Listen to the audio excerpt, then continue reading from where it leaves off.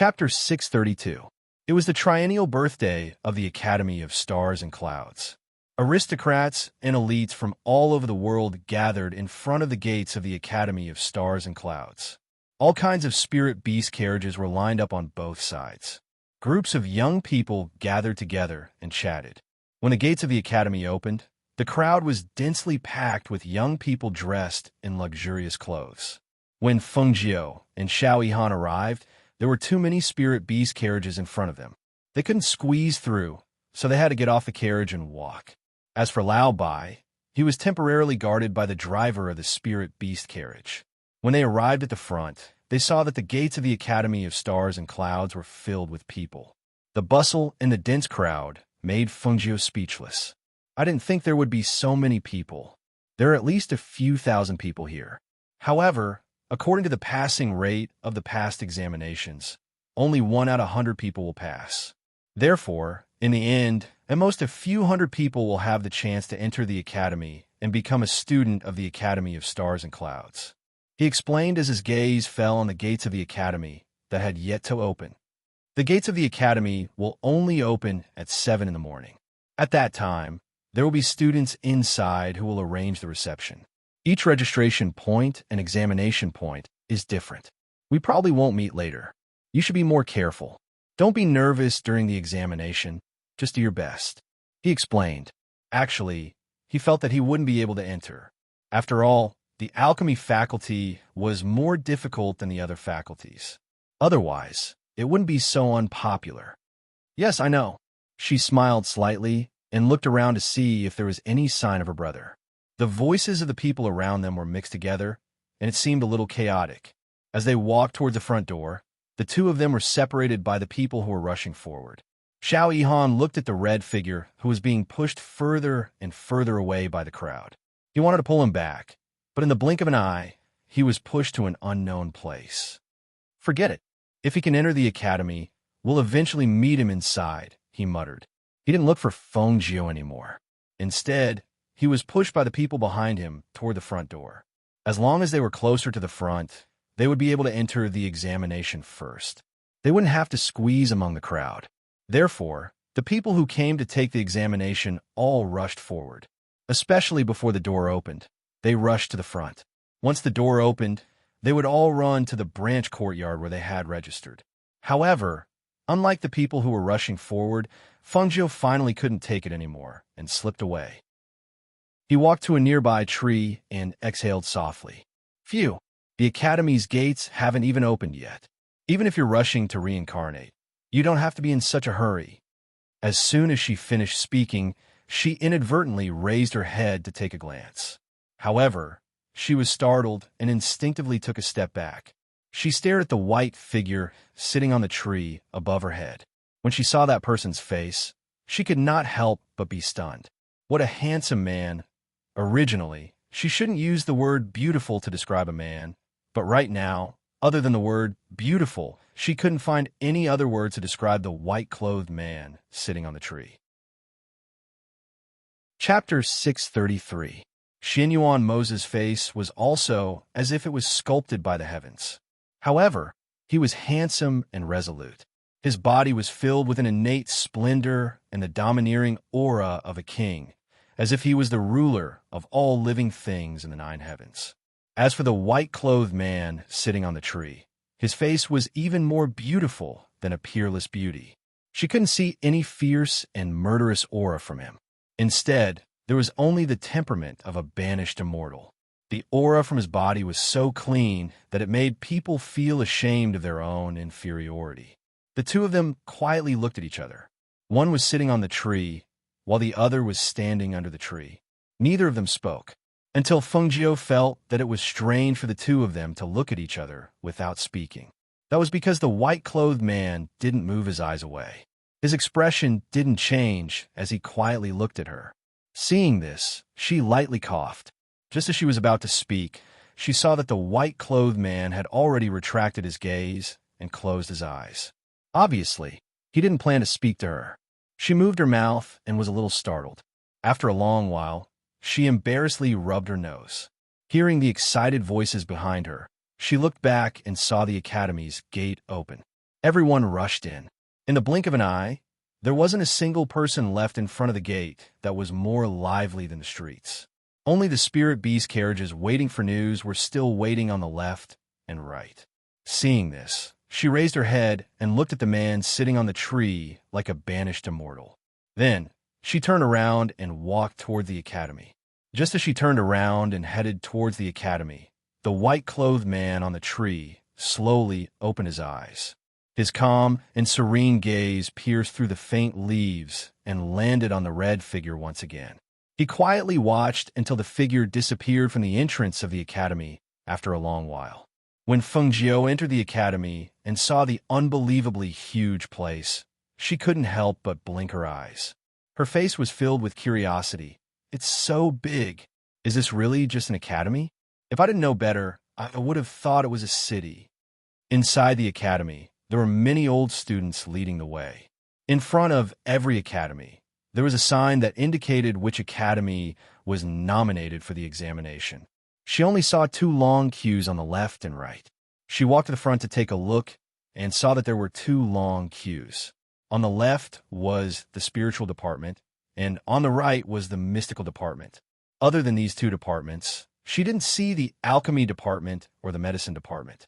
She couldn't help but feel strange. Big brother, may I ask where the alchemy department's assessment area is?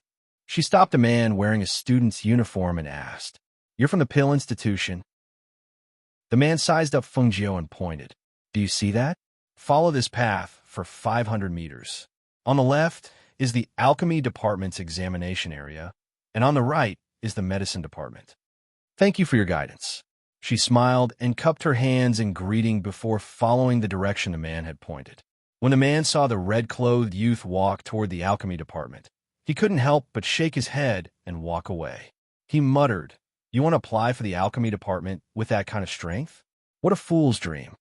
At the same time, in a corner of the academy, Vice Academician Elder Guan was walking back and forth. He looked at the dean who was drinking tea and asked, "Do you think that young man named Feng Jiao will come?" When the dean heard this, he shook his head and smiled. "Old Guan, you've asked this question no less than 10 times this morning. I'm just worried. He really is a good seedling. I'm just afraid that he won't come." Chapter 634. Elder Guan sighed. "Then you don't know that young man." He paused, not knowing how to describe it. "If you're worried, you can go to the examination area to take a look. However, I have something more important to tell you today." The dean put down his teacup and smiled at the vice dean. "Something more important?" Elder Guan looked at him. "What is it?" "Young Master Imo Chun is here. He said he'll be staying here for a while." As the dean said this, he saw Elder Guan's shocked expression. Really? Elder Guan was excited. "He's coming today too? Why haven't I seen him yet?" The dean nodded. "He should be here in the next 2 days. No, I have to go outside and take a look." As soon as he finished speaking, he walked out without waiting for the dean's reply. At this time, Feng Jiao was standing in the middle of the road between the pill department and the medicine department. Looking at the 2 registration points, she was stunned. Compared to the long queue at the front, there were more than 10 people in the medicine department. There was only 1 elder in the pill department who was dozing off. She was speechless. Why was there such a big difference? Didn't they say pill refiners were very popular? Didn't they say pill refiners were even more respected? Out of the thousands of students who came to register, she was the only one who came to the pill department. Just as she was thinking about it, she saw a few men walking out from the courtyard behind the old man dejectedly. They looked like they had suffered a huge blow as they walked towards the academy's main gate. "Are you here to register for the pill department?" The elder saw that the young man in red was standing there for a long time without walking forward, so he asked, "Come here."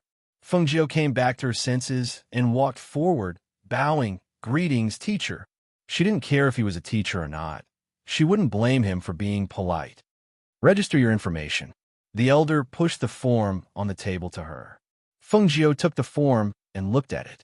Seeing that it was some basic information, she picked up the pen on the table and started writing. Although she had the star medallion and could directly enter the academy without taking the test, she also wanted to know how strict the Star Clouds test was. The old man glanced at the red-clothed young man and casually glanced at the information sheet. When he saw that it was a level 9, his eyes widened and he sat up straight. Are you from a tier 9 country? Yes. She nodded and replied. Hearing this, the old man glared at him and reprimanded. What is it? The 9th tier countries have already submitted the 10 quotas for this year. Where did you come from? Don't you know that there are only 10 applicants for the 9th tier countries? None of the 10 applicants will pass the test. Are you here to waste my time? But I have a recommendation letter. As she spoke, she handed over a recommendation letter. She had gotten it from the black market. With this, even people from tier 9 countries could participate in the assessment. Her brother also had one. When he saw the recommendation letter, the old man looked as if he had swallowed a fly. He was speechless for a long time. He picked up the letter and looked at it again and again.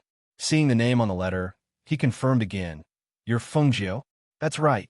She still nodded and looked at him with a pure face. Chapter 635. Hearing that, Fengjiu looked at him and smiled. She walked in without saying anything. When she arrived inside, she saw 2 alchemists talking. Her gaze swept across the badges on their chests. They were 2nd-level alchemists. Greetings to the 2 instructors. She walked forward and bowed. The 2 of them stopped talking and looked at Fengjiu at the same time. One of them asked, Have you come into contact with alchemy before? Yes. Have you seen the spiritual medicine ceremony? Yes. How much have you memorized? If not 100%, then at least 90%. Hearing that, the 2 instructors smiled at the same time. They didn't say anything and only said, There's a pen and paper over there. Write down 100 types of 1st-level spiritual medicines and indicate their medicinal properties as well as the things that reinforce and counter each other. Okay, she replied, walking to the table and picking up the brush to write. The 2 of them looked and shook their heads.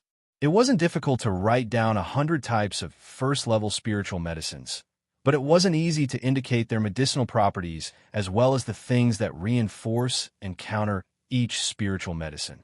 This young man didn't say anything else and answered straightforwardly. If he wasn't confident, then he was too ignorant. In their opinion, this young man was only 15 or 16 years old. It was impossible for him to achieve anything in alchemy at this age, memorize the spiritual medicine ceremony, and memorize the things that reinforce and counter each other. Thus, the 2 of them started chatting. They talked about how the number of students who came to apply for the alchemy department had decreased. Until now, no one had been accepted. They discussed whether they should report to the dean and see if they should lower the admission standards. Fengjiu listened to the 2 of them talk while writing down the medicinal properties of the 100 types of spiritual medicines and the things that reinforce and counter each other. She had indeed studied the spiritual medicine ceremony. In addition, she was very proficient in medicine and had a good grasp of the medicinal properties of those medicines. Thus, this stage was really nothing to her. After about an hour, she handed a few pages full of paper to the 2 of them. I'm done. Please take a look, instructors. The 2 of them were startled. They glanced at the young man and took a look. Once they took a look, they actually felt that it was a little unbelievable because there was not a single question wrong. This level of accuracy really confirmed what the young man had said earlier. He was familiar with the Spirit Medicine Encyclopedia.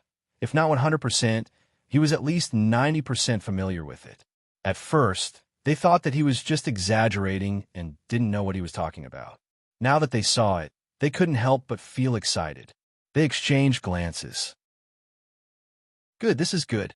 Their alchemy department hadn't accepted any new students in the past 3 years. They suddenly had a feeling that this young man would definitely pass the test. At that moment, a smile appeared on both of their faces. From their previous indifference to their current friendliness and gentleness, Fengjiu was stunned. You're Fengjiu, right? 16 this year? From a 9th-tier country? Fengjiu nodded and looked at the 2 of them strangely. Not bad, not bad. Fengjiu, you're really the most outstanding student we've seen today. Come. Sit down first and let's talk. The 2 of them waved and gestured for him to bring over chairs to sit in front of them. Fengjiu blinked and was stunned for a moment. Then he said, Oh, and brought over chairs to sit in front of the 2 of them obediently. His pure and obedient appearance made the 2 instructors extremely excited, and their expressions became even gentler. Chapter 636. Teacher, are we still taking the exam? She asked curiously. Why did they ask her to come and chat in the middle of the exam? No rush, no rush. There are not many people here to register for the exam. Let's chat first.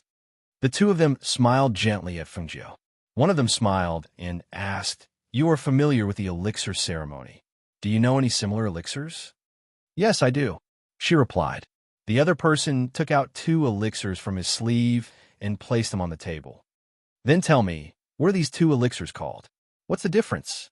Fengjiu looked at the 2 first-level elixirs on the table and said, The one on the left is a first-level elixir, 9 inverted growth. It is also known as Iron Man chicken. It has a strong stem that is short and upright.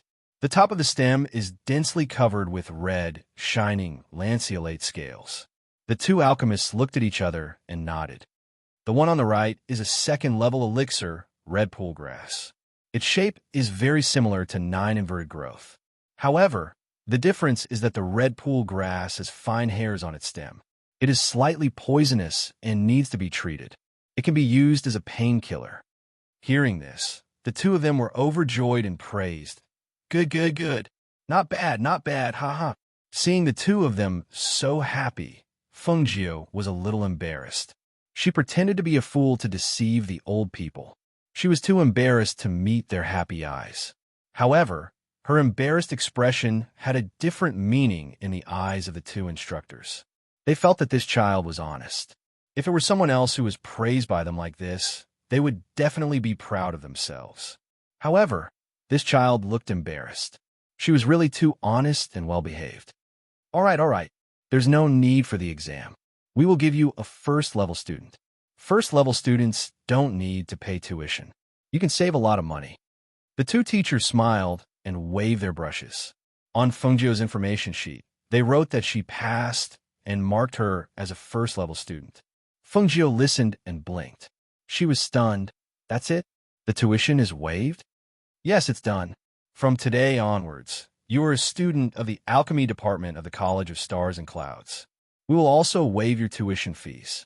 Fengjiu, don't disappoint us. You must bring glory to our Alchemy Academy and let the other academies know that our Alchemy Academy is not a nameless academy. The 2 of them patted him on the shoulder and looked at him expectantly. Okay. She didn't know why, but when she heard their words and saw their faces full of anticipation, she suddenly had a bad premonition. This alchemy department, what kind of place was it? Why did the 2 of them become like this? Come, this is your identity jade token. After you drip your blood on it, you can use your identity jade token to walk in and out of the academy. One of the teachers took out an identity jade token and handed it to him. Fengjiu strangely took it and verified his identity under the expectant gazes of the 2 instructors. In the end, he walked out in a daze under the gazes of the 2 instructors. Outside, she blinked and stared blankly. A strange expression appeared on her face. That's it. Didn't they say that the alchemy department's examination was very strict? How was it? Did you fail? I told you it was a failure. You didn't believe me. It's already difficult for people from a 6th-ranked country to enter the alchemy department, much less a 9th-ranked country like you. Chapter 637. Since the tutor said that the tuition is free, that means I don't have to pay. That's a huge savings. She tossed the jade tablet in her hand and muttered to herself as she walked past the old man. Her voice was neither loud nor soft, but it was loud enough for the old man to hear clearly. The old man's mouth was wide open as he stared in shock at the red-clothed youth who walked past him.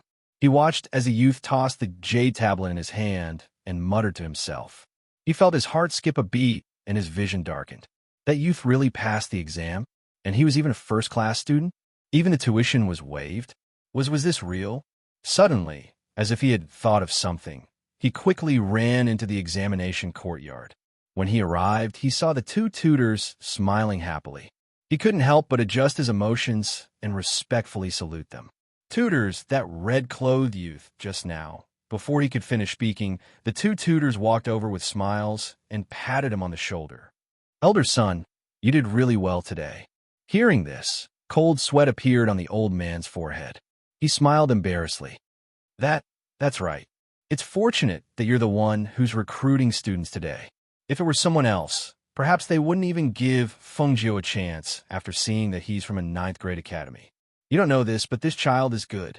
Not only is his talent outstanding, but he's also obedient and pure.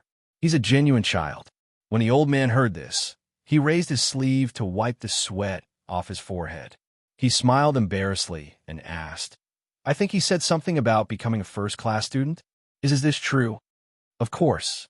Our alchemy department hasn't seen such a good seedling in a long time.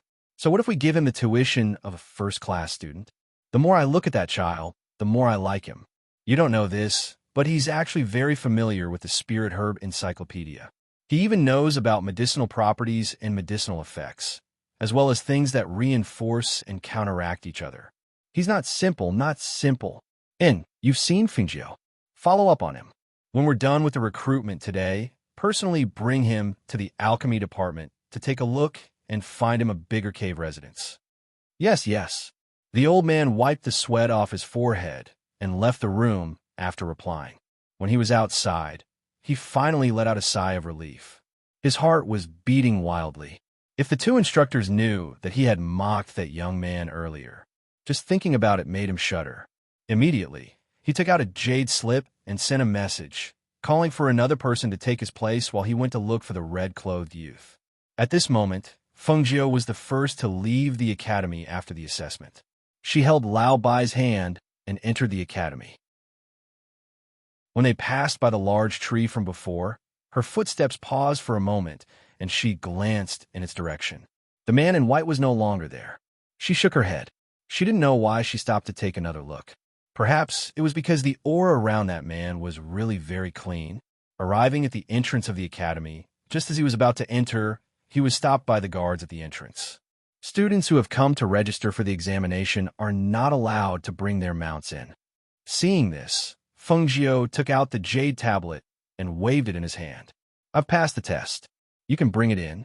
When the gatekeeper saw the jade token in his hand, he couldn't help but be slightly surprised. He looked at him strangely before letting him pass. Fengjiu, phew. I finally found you. The old man who was jogging over panted as he shouted at Fengjiu. Chapter 638. Seeing the youth's cold expression, the old man didn't find it strange. After all, he was the one who looked down on the youth first. Hence, he smiled and said, I haven't introduced myself yet. Actually, I'm the deacon of the alchemy department. Those who take care of the trivial matters of the alchemy department all call me Deacon Sunday. Oh, Deacon Sun, why are you looking for me? She casually replied and stroked old White's head. It's like this. You're already a student of the alchemy department in the School of Stars and Clouds. I want to bring you to the alchemy department to take a look.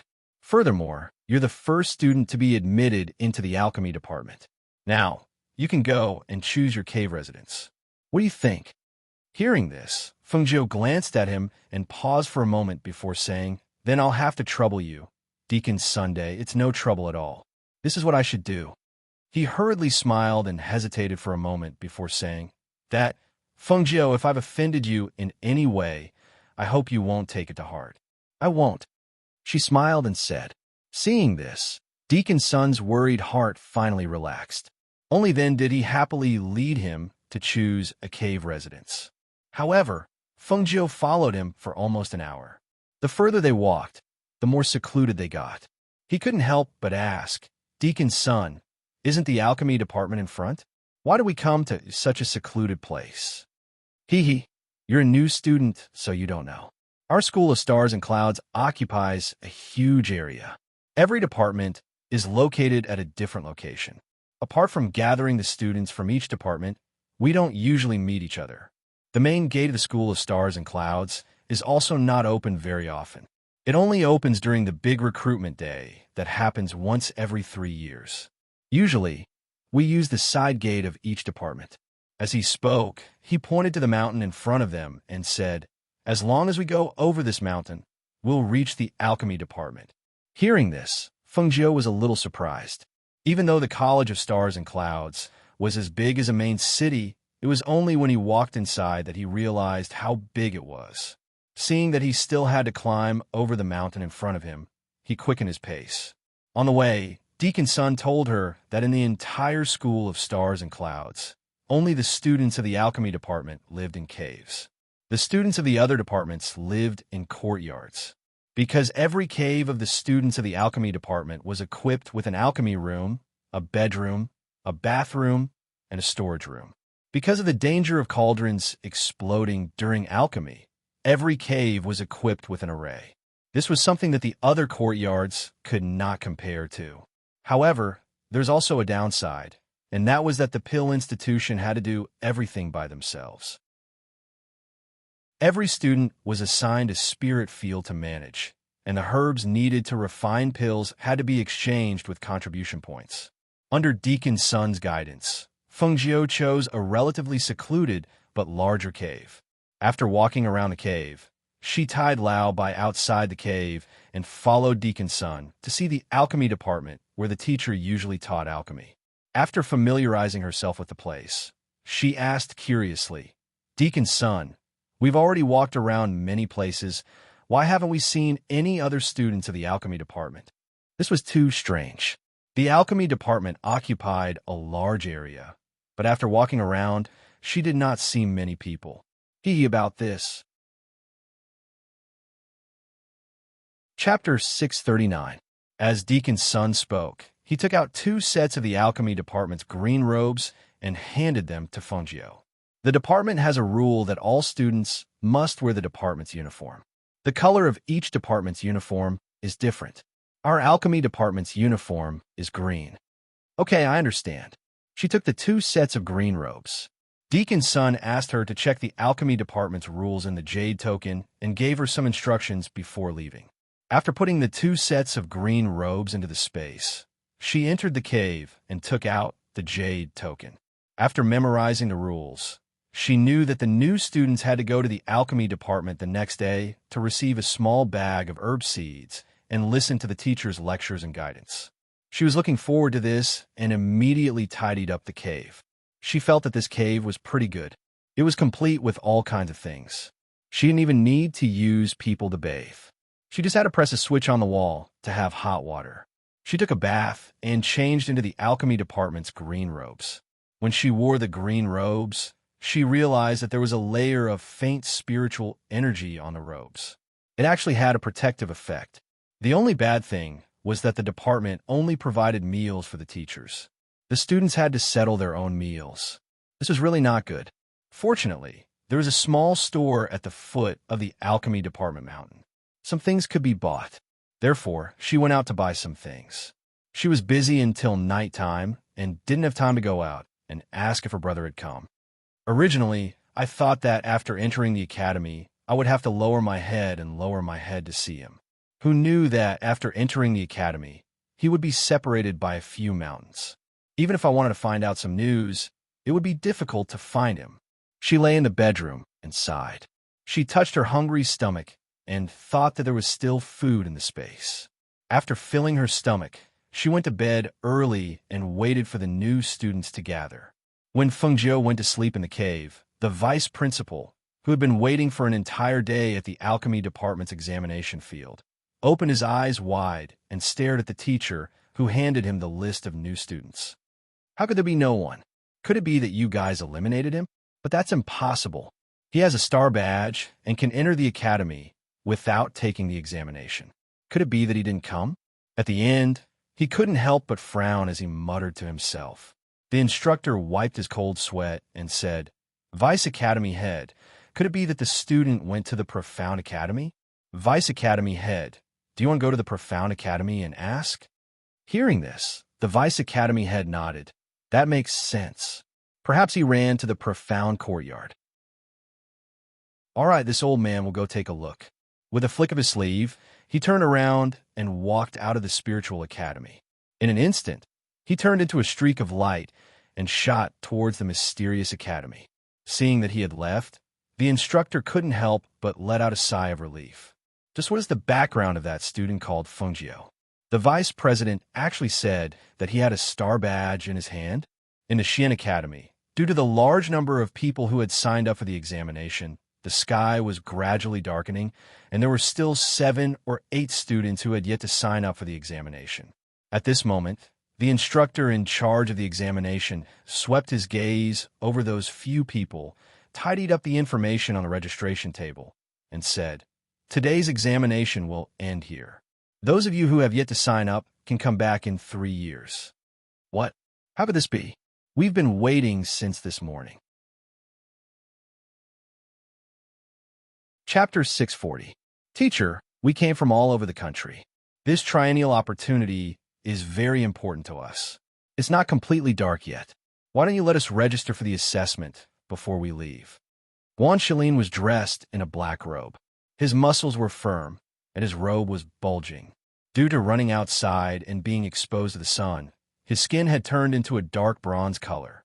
He gave off a strong and tough feeling. Seeing that a student who came to register for the assessment dared to block his way, the teacher's face immediately darkened. He coldly glanced at him and impatiently shouted, "Get lost!" The pressure of a martial great master gushed out as he shouted. His voice was like thunder as it forced Guan Shilin to retreat a few meters. The blood qi in Guan Shilin's body also surged due to his shout, which contained the pressure of a martial great master. The blood qi in Guan Shilin's body churned in his chest, rushed up to his throat, and seeped out from the corner of his mouth. Seeing this scene, the faces of the other students who were about to step forward changed.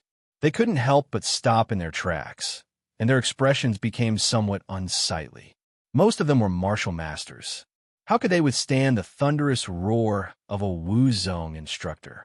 However, this instructor was too much. How could he use his aura to attack people?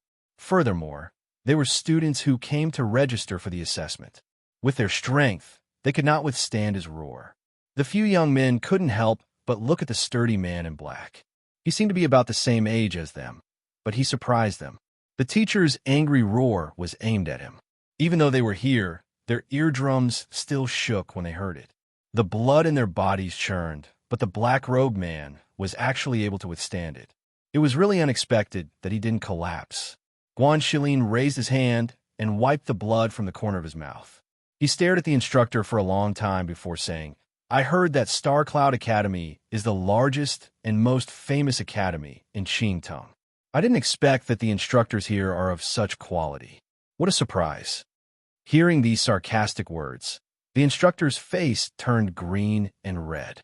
It was not clear whether it was anger or embarrassment. His face turned red and the veins on his neck appeared. Under his sleeves, his fists were tightly clenched, making cracking sounds. Seeing this, the expressions of the students who were waiting to register for the test changed, and worry appeared in their eyes. Because the sky was already dark, those who had passed the test had already left. Originally, there were 2 teachers here, but the other one had already left. The Spiritual Academy's test had also ended long ago. Now, there were only a few of them, and the teacher left. Even the other students from the School of Stars and Clouds were nowhere to be seen.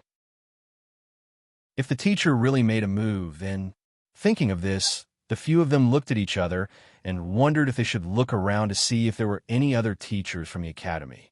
After all, if the instructor really did make a move, the black-robed man would be crippled even if he didn't die. The instructor glared at Guan Shilin angrily. When he met Guan Shilin's mocking gaze, the anger in his heart seemed to explode. The profound energy in his body surged, and his voice was gloomy and filled with anger. "You want to take the test, right? All right, then I will personally test you. I want to see just how capable you are to actually dare to disrespect your elders in the School of Stars and Clouds." Chapter 641. Seeing this, Guan Shilin did not retreat. Instead, the dark force aura on his body surged. His entire body sprang forward like a ferocious tiger, waving his fist as he attacked the instructor. After training outside for a long time, he had already trained his body to be iron-blooded and unyielding. This instructor attacked at the slightest disagreement. With the strength of a martial arts grandmaster, even if he could not win, how could he retreat? Bang! The two people's fists landed heavily on each other. Two streams of air and force exploded. Guan Shilin retreated a few meters. An instructor also took 2 steps back. He raised his head in shock. He was somewhat stunned and also somewhat embarrassed. A student actually dared to attack him and even forced him to take 2 steps back. This was a disgrace. Brat, see if I don't teach you a lesson today. The instructor shouted angrily and rushed towards Guan Shilin again.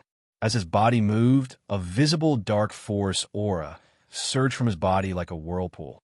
The sharp whistling sound was like the turbulent waves in the sea, creating 1,000 waves with one slap. With a fierce roar, it rushed towards the person in front of him. Hiss! Not good.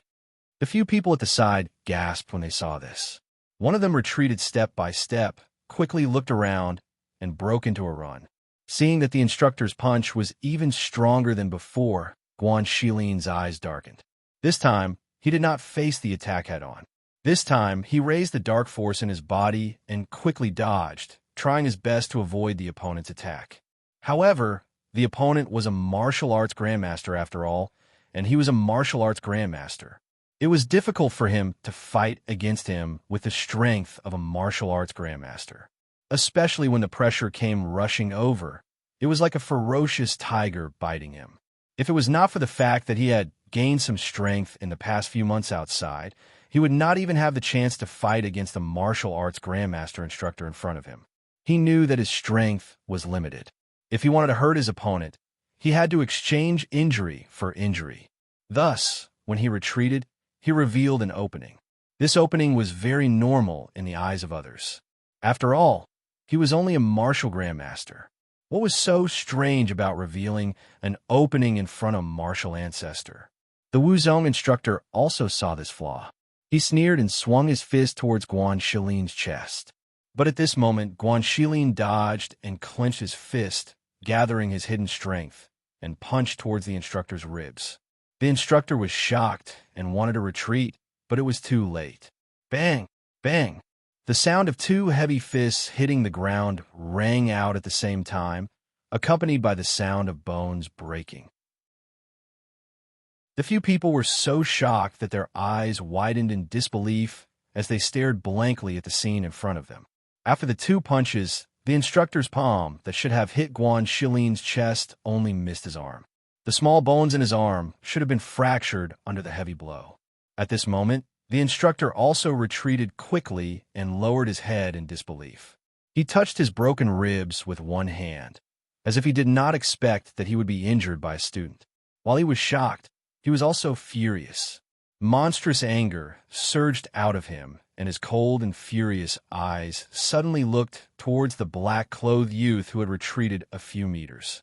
Exchanging injury for injury. If he was not careful, it would not be as simple as a light injury. This youth was simply reckless and audacious. He even dared to injure an instructor. If he was not beaten to the ground today, how could he stand up in the academy in the future? Chapter 642. Mentor, please calm down. Don't lower yourself to his level. That's right, teacher. You're a great person and don't hold a grudge against him. Mentor, no matter what, you shouldn't have hit him. Please stop. Don't hit him anymore. If you continue, things will get out of hand. Shut up. When a mentor heard their dissuasion, he glared at them and shouted. His voice was as loud as thunder and was filled with pressure. Those people turned pale and didn't dare to speak again. This kid is too arrogant. If I don't teach him a lesson today, I'm not worthy of being a mentor. He shouted angrily and righteously, but he didn't know that his words sounded like a joke to others. Just as he was about to hit him again, he heard a voice. Hurry up, they're fighting. That young man will be beaten to death. Everyone looked over. It turned out that the man who ran away earlier had gone to find a mentor to save the situation. When the instructor saw this scene from afar, he was slightly shocked. He quickly grabbed the man and leaped to the front of the crowd. He looked at the furious instructor who was holding his ribs with one hand and asked in surprise, "What's going on? I heard that you were fighting with the student who signed up for the assessment." When he heard this, he thought that the young man was teasing him. He didn't expect that the two of them were really at each other's throats. A mentor and a student fighting? That made perfect sense. Oof. Seeing that it was a mentor from the academy, the mentor snorted and pointed at Guan Shilin. This kid is too arrogant. He dared to block my way and hurt me when I wasn't paying attention. His behavior is shameful. When they heard this, the young men who were watching from the beginning to the end were stunned. This was too ridiculous, wasn't it? When Guan Shilin heard this, he only twitched the corner of his mouth. In the outside world, he had seen all kinds of people. This mentor had no dignity and was full of nonsense. It wasn't surprising that he would say something like this. No, it's not like that. The young man who went to find the mentor to save the situation quickly said. However, as soon as he opened his mouth, he was glared at fiercely. The gaze was cold and sinister, like a poison. It made his heart stop for a moment, and he couldn't speak. Director, don't worry about this. Let me teach this arrogant kid a lesson first.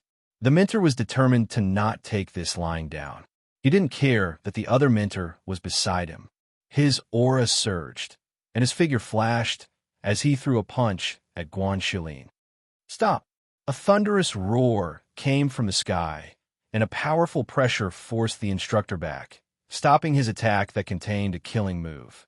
Everyone raised their heads in surprise when they heard the thunderous roar and saw an old man flying over from the sky. Vice headmaster. The instructor's face paled slightly, and only now did panic appear on his face. The elder landed steadily. His sharp gaze swept past the black-clothed young man whose hand was hanging limply. His gaze fell on the pale-faced mentor. When a young man who went to call for help heard the mentor's greeting, he knew that it was the vice director. He quickly said, "Vice director, this mentor is indiscriminately attacking people." Chapter 643. Thus, before the others could speak, the young man recounted everything that had happened. In the end, he said, "After that, I noticed that the situation wasn't right, so I hurriedly ran to see if there were any instructors in the surroundings. Then I found this instructor and dragged him over. If this instructor hadn't come to stop me, he would have probably been heavily injured by this instructor. I could tell that this instructor didn't show any mercy at all." When the others saw this, they all chimed in, "Yes, it's like this." That teacher used no less than 50% of his strength in that attack. Fortunately, that punch landed on his arm. If it landed on his chest, he probably wouldn't be able to get out of bed for half a month. Moreover, he can't be blamed for breaking the teacher's ribs. He was just trying to protect himself. Anyone else would have done the same. The only difference was that they didn't have the courage and strength of the black-robed youth. After hearing what had happened, he looked at Guan Shilin with surprise. Even the Vice Academy head's eyes flashed with a light. His gaze fell on Guan Shilin for a moment before he spoke in a deep voice. "Our Star Cloud Academy enrolls students once every 3 years. Although the enrollment period is only 1 day, even if it's already dark, we shouldn't have rejected the remaining students who registered for the assessment. This is against our philosophy of recruiting elites and nurturing talents." His voice paused. Then he said, "How about this? Director, you take over and help these students register for the assessment." "Yes." Teacher, he nodded in response. When the students heard this, they were overjoyed and smiles appeared on their faces. "As for Teacher Wang, this matter is your fault. You'll be punished for a year. Do you have any objections?" The Vice Academy head's gaze fell on Teacher Wang as he punished him.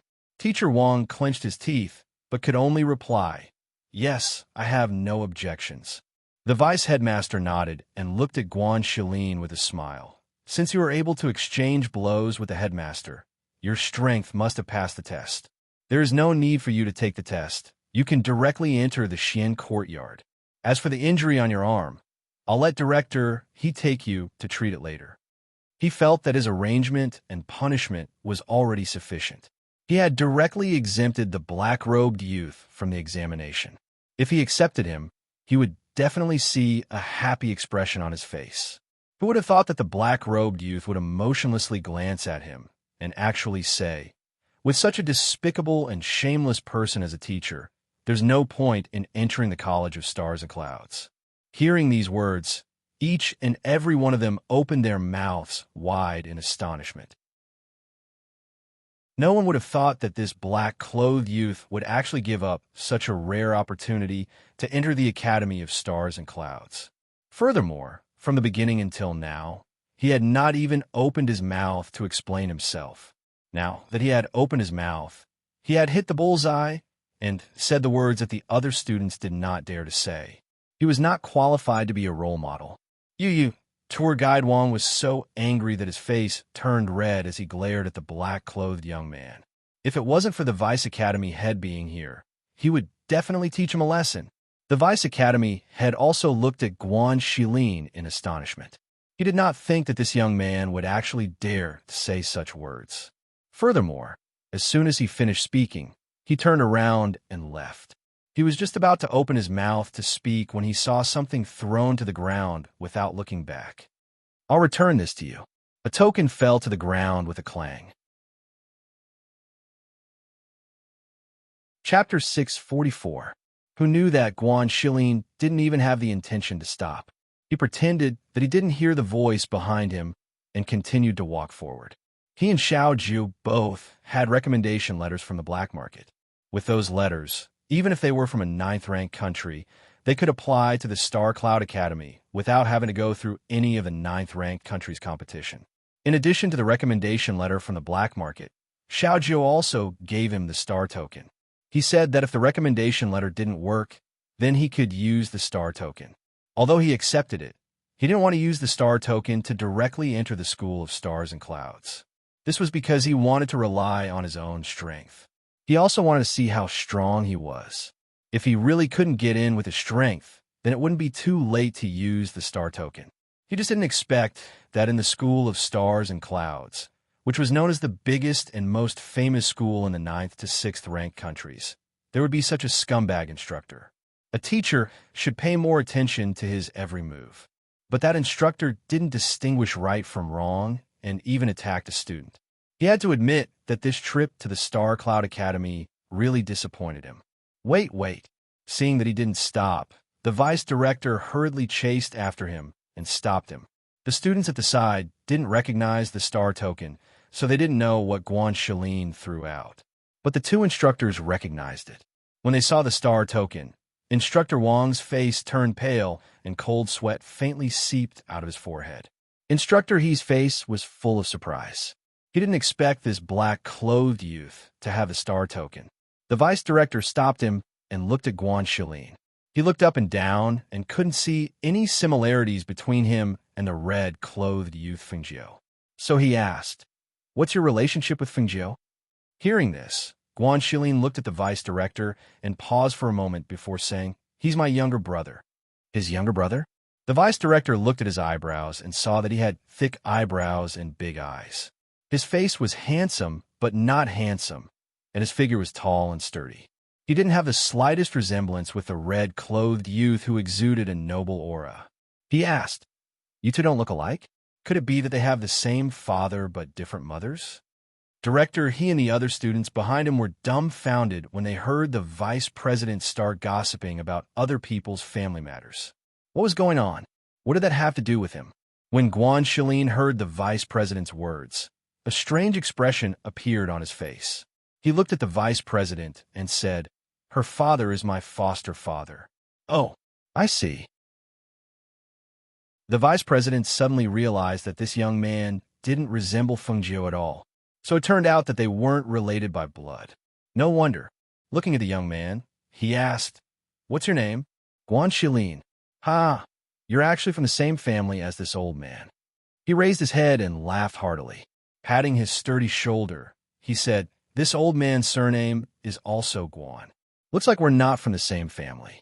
Come, let's go to the side and have a good talk." "No, there's nothing to talk about," he said coldly and was about to leave. Wait. The vice director stopped him again and sighed.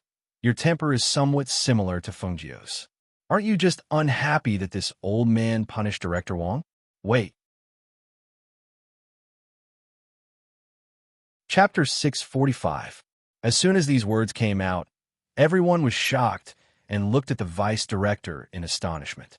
Instructor Wang, in particular, felt his legs go soft, and he fell to the ground. He looked at the vice director with a pale face and opened his mouth, but no words came out. He looked at the black-robed young man with hatred in his heart. If it weren't for him, how could he have fallen to such a state? Being expelled from the School of Stars and Nebula would ruin his future, cut off his path to success.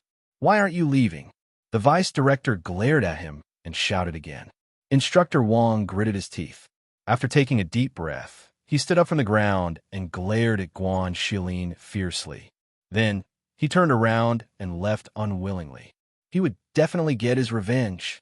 Guan Shilin glanced at the vice headmaster. He did not expect the vice headmaster to dismiss the instructor. After all, every instructor in the College of Stars and Clouds had been carefully selected. They were all outstanding in their own right. Now, the vice headmaster had dismissed the instructor with a single sentence. Seeing this, he narrowed his eyes and didn't say anything. "Ha, can we talk now?" The vice director looked at him and saw him nodding. He then said to director, "Those students will be assessed by you. As for this one," his gaze fell on Guan Shilin, and he smiled. He said to director, "This old man will deal with him personally."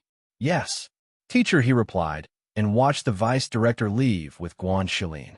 He then retracted his gaze and brought the students to the side to register and assess them. In a courtyard, the old man asked a servant to bandage Guan Shilin's wound. He asked, "Your brother gave you the star badge. What about him? Is he not coming?" "He's here." "He's here? That's impossible. I couldn't find him in the Spiritual Academy, and there's no registration for him in the Shin Academy." The old man stroked his beard and frowned. Ever since he met that young man, he had been looking forward to him coming to the School of Stars and Nebula. He had a feeling that if that young man entered the School of Stars and Nebula, he would definitely bring glory to the School of Stars and Nebula. Guan Shilin's eyes flickered when he heard this. Xiao Jiu isn't in the Spiritual Academy? He wasn't in the Profound Academy either. Was that in the pharmacy?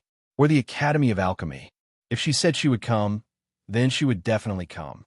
Perhaps she was already in the academy. Even though he had his suspicions, he didn't voice them out loud. If she says she'll come, then she'll definitely come. The vice head only needs to investigate to find out. Do you think I didn't investigate? Those 2 courtyards don't have it. So how am I supposed to check? He sighed, glanced at him, and handed him a registration list. Fill in the information above. From now on, you will be a student of the Profound Academy.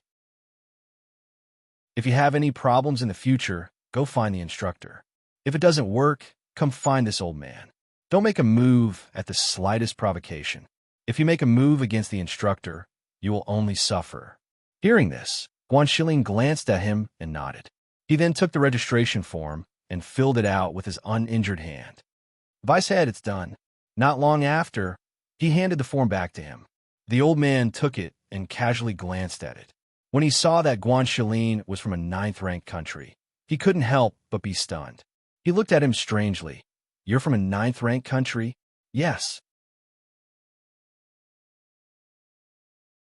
Chapter 646. In the end, the vice headmaster looked at him and nodded encouragingly. Cultivate your martial skills well in the academy. Being able to stand out from so many people proves that you're outstanding. As soon as he finished speaking, he added, "Later, report to the Profound Courtyard. Just look for Director He and ask him to make arrangements for you. Also, if your younger brother, Fengjio, comes looking for you, remember to inform this old man." "Yes," Guan Shilin replied. Seeing that his wound was bandaged, he bowed and left a report to the Profound Courtyard. The next morning, Fengjio had already tidied up. He casually ate something and left a report to the Alchemy Courtyard. Today was the gathering day for the new students of the Alchemy Courtyard. She was filled with anticipation. Although she had some understanding of the Tao of Alchemy, she had no one to guide her. It was too strenuous for her to fumble around on her own. If she had someone to guide her, perhaps her progress in the Tao of Alchemy would be even faster. With a heart full of anticipation, she headed towards the Alchemy Department. About an hour later, when she arrived at the Alchemy Department, she saw that there was no one around. She thought that it was because she had arrived early, so she walked around the Alchemy Department. She looked at the alchemy rooms in the alchemy department and the alchemy furnaces that were placed there. Why is it so messy? Strange, these pill refining rooms look like they haven't been used in a long time. She muttered to herself. After walking around each pill refining room, she finally returned to the front to wait. After another hour, she was still the only one standing in the empty alchemy courtyard. A gust of morning wind blew, causing the fallen leaves on the large trees in the courtyard to fall. It actually felt a bit desolate. After another hour, she found a place to sit down. Her expression became strange. After so long, she was the only one who had come? That wasn't right, was it? Just as she was thinking, she suddenly heard voices. She hurriedly looked in the direction of the voices and saw the two instructors who had tested her yesterday walking in.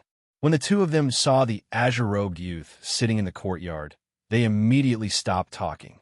Their expressions were slightly startled, as if they had just thought of something. One of them hurriedly called out, "Fengjiu, how long have you been waiting here?"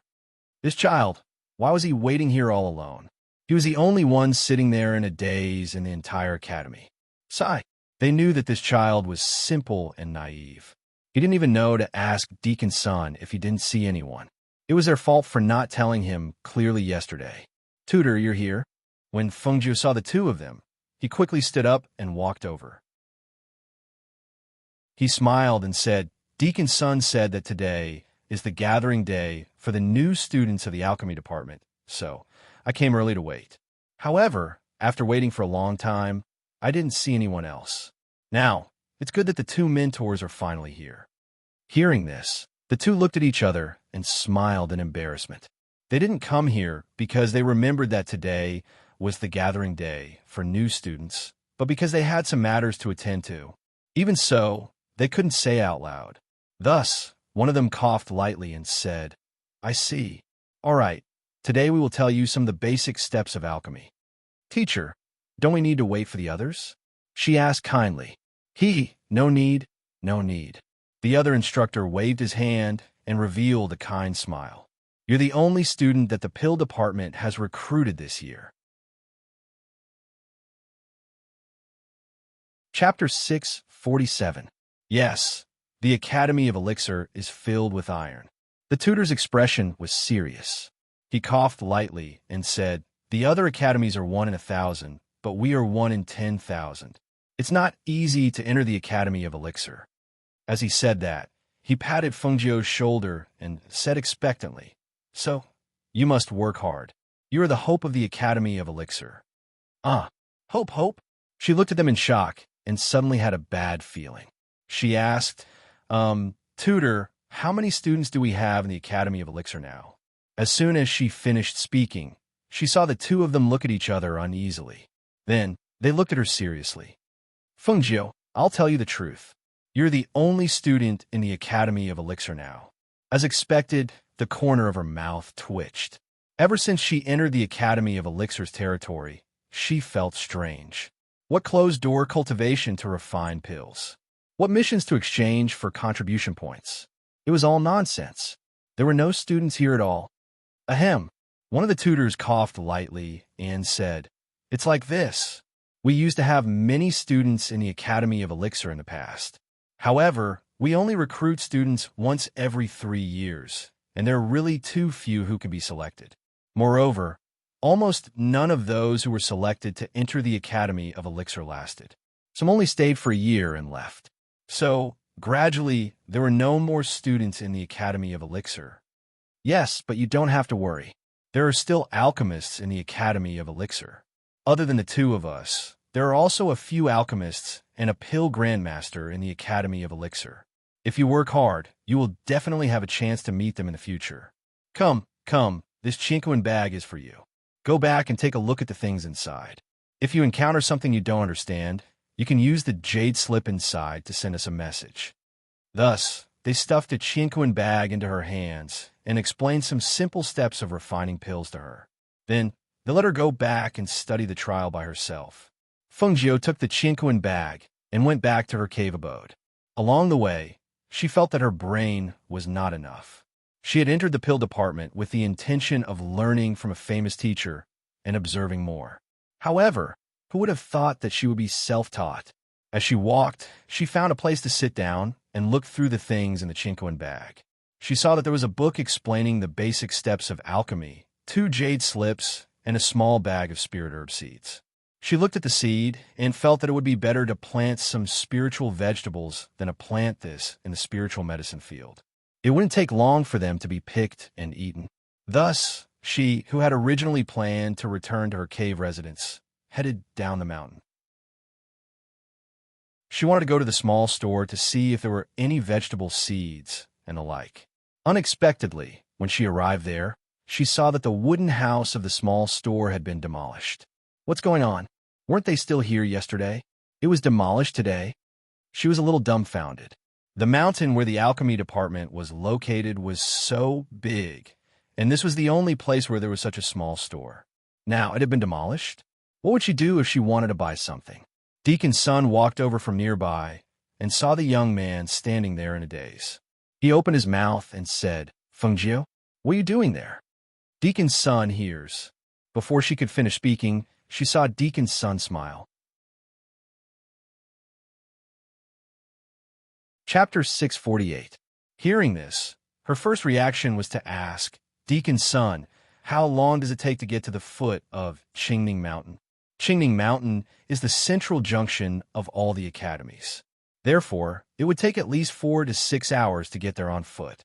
However, if you have a flying artifact or a sword, then it would be faster. Hearing this, she sighed, "I understand." Finishing her words, she turned around and walked back. Her flying ship was too luxurious and eye-catching, so naturally she couldn't use it. She did get a few flying artifacts from the black market, but she left them for her father. As for a sword, there was no need to think about it. Without a foundation, one couldn't fly a sword. Seeing Fengjiu turn around and walk back, Deacon's son paused for a moment and shouted, "If you don't have it, as long as you have 5,000 contribution points, you can go to the Academy's Heavenly Tower to exchange for a flying artifact." Hearing this, Fengjiu, who was walking away, stopped and turned around to look at him with bright eyes. "You said there's a place in the Academy where I can exchange for artifacts? Did he have all kind of magic tools? Other than artifacts, is there anything else?" "There are countless treasures in the Academy's Heavenly Tower. There's no need to worry about not being able to find the treasure you want. I'm just worried that you don't have enough contribution points to exchange for it." Deacon's son smiled and reminded, "That place only allows students to exchange for artifacts. Can't buy it with money?" Deacon's son's mouth twitched and looked at Fengjiu. "Do you think the Academy of Stars and Clouds will lack money? 5,000 contribution points? I think my J tablet only has 100 contribution points. Then I have to do missions?" She was stunned. She had just entered the Academy. She hadn't even opened a pill furnace and had to do missions for contribution points. At this moment, she finally understood why all the students in the alchemy department had left. So this was the reason. Even so, in the end, she still went to the mission area to see if there were any missions that were easy and gave a lot of contribution points. After looking through the mission panel, her gaze finally landed on the missions at the top. The first one was to escort an item. The requirement was to be a great spirit master with 500 contribution points. The second one was to collect fire crystals from the unicorn flame beast in the 10,000 Beast Mountain range. Each fire crystal was worth 500 contribution points, and the duration was 1 month. Her interest was piqued when she saw the second one. The one-horned flame beast was a 7th-level spirit beast. Due to its extremely fast speed, it was very difficult to catch it. Furthermore, each one-horned flame beast could only produce 1 fire crystal per year. However, there must be more than one-horned flame beast in the All-Beast Mountain range. If there were too many of them, wouldn't it be easy to collect 5,000 contribution points? After making up her mind, she immediately took down the task, registered it in the task board, and returned to the cave to prepare. She didn't intend to bring Old White along. She even called out the cloud-devouring beasts from space. She intended to let them guard the abode and look for food on their own. After making all the necessary preparations, he gave the 2 beasts a few more instructions before leaving the academy in high spirits. He followed the map and headed toward the 10,000 Beast Mountain range. Not long after she left, Guanxilin heard that she was in the Academy of Alchemy, so he came to look for her. After asking around, he found her cave abode. However, he found that the array formation was activated, so he couldn't enter.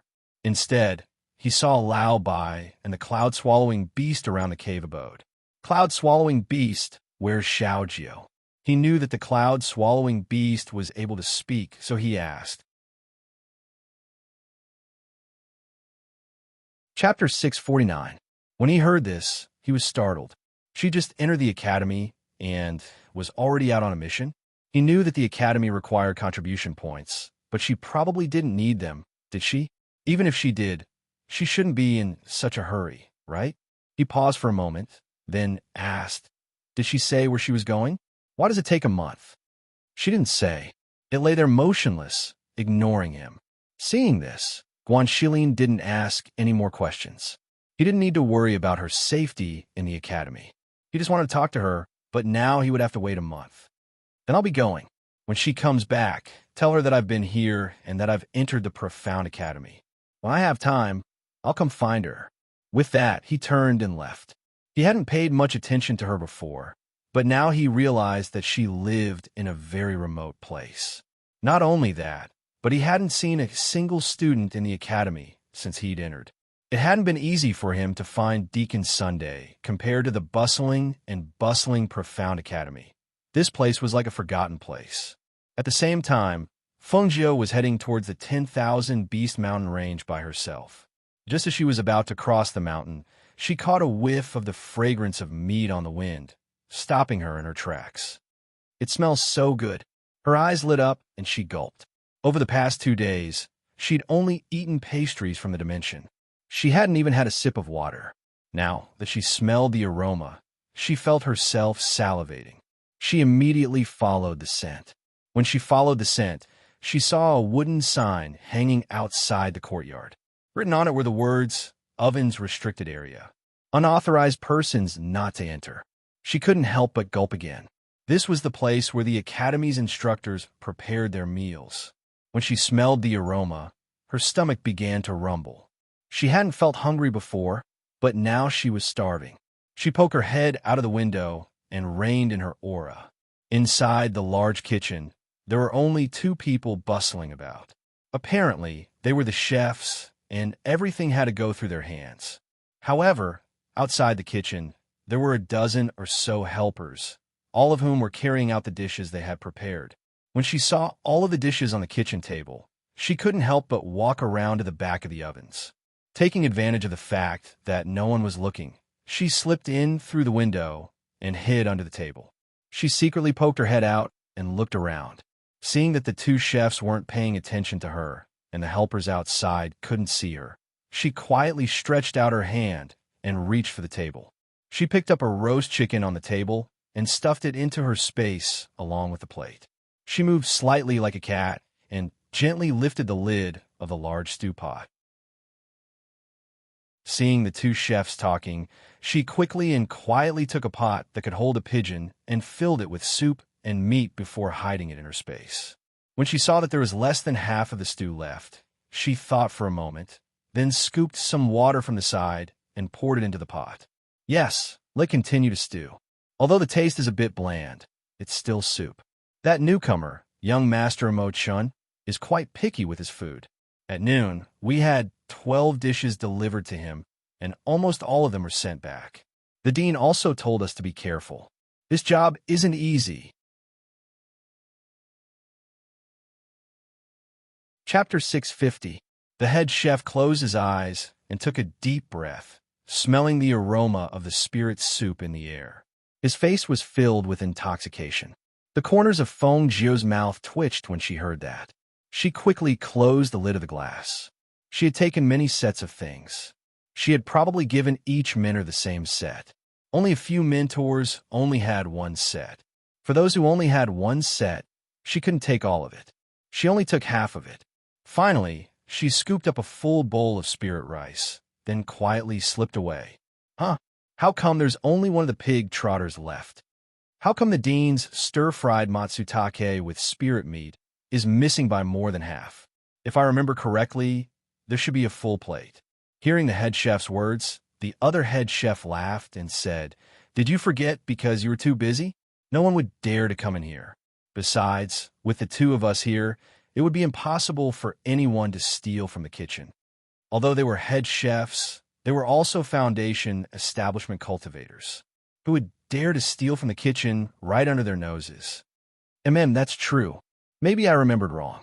The head chef laughed, then shook his head and looked at the bowl of soup. When he opened it, he saw that there wasn't even a wisp of smoke coming out of it. He stared in shock, then looked down at the fire, a strange expression on his face. He remembered that the soup had been ready just a moment ago, but it was still warm. How come there wasn't even a bit of steam coming out of it now?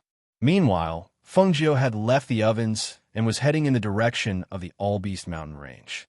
She moved with incredible speed, and in the blink of an eye, she disappeared into the mountains. When she reached a place where there was no one around, she took out the things she had stolen from the kitchen and placed them on the ground. Who would have thought?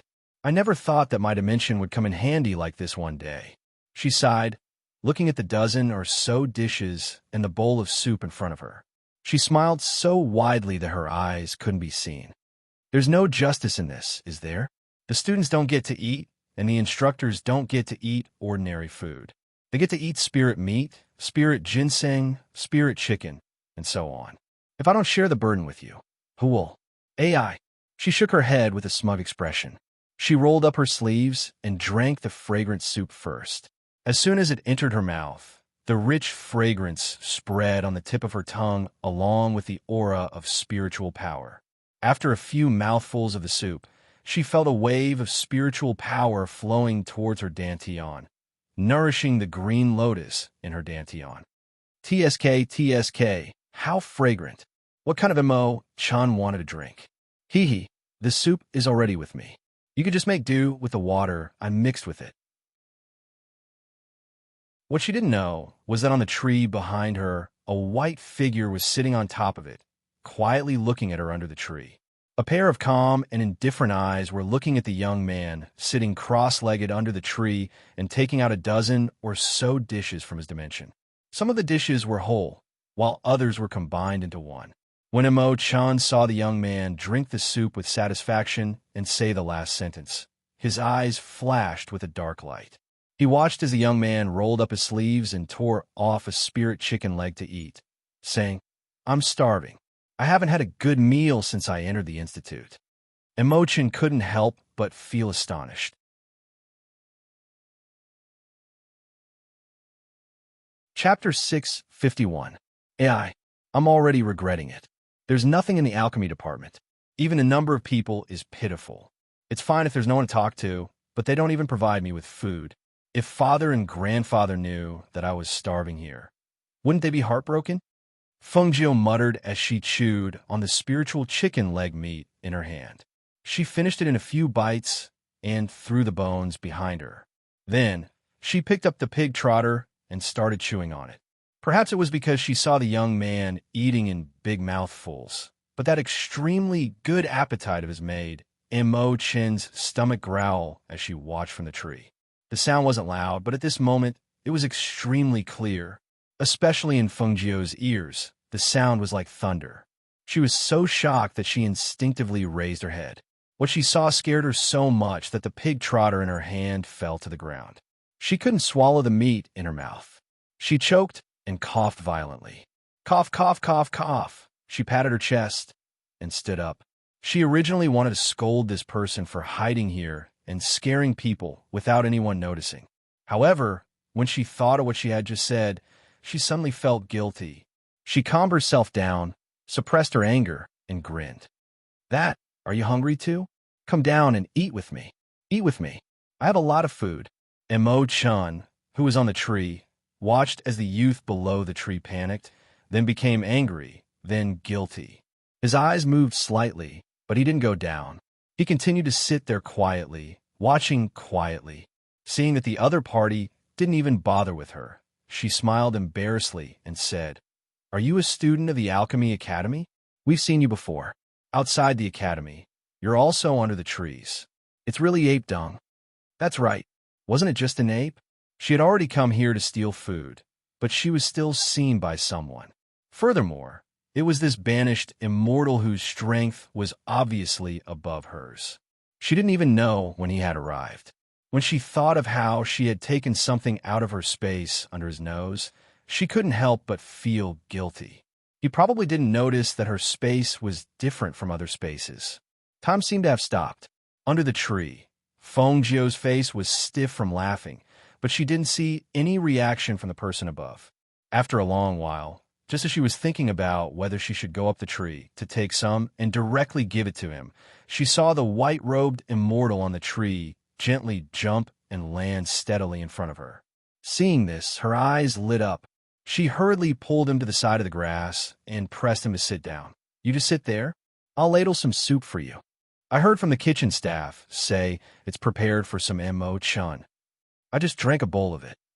As she spoke, she excitedly scooped a bowl full of soup for him. Then, she attentively brought it to him with both hands. However, when she saw the white-clothed banished immortal sitting on the grass with her head slightly tilted, seeing the two oily claw marks on his pure white sleeves, she immediately froze and smiled a bit embarrassedly. "I didn't do it on purpose. I was just too excited."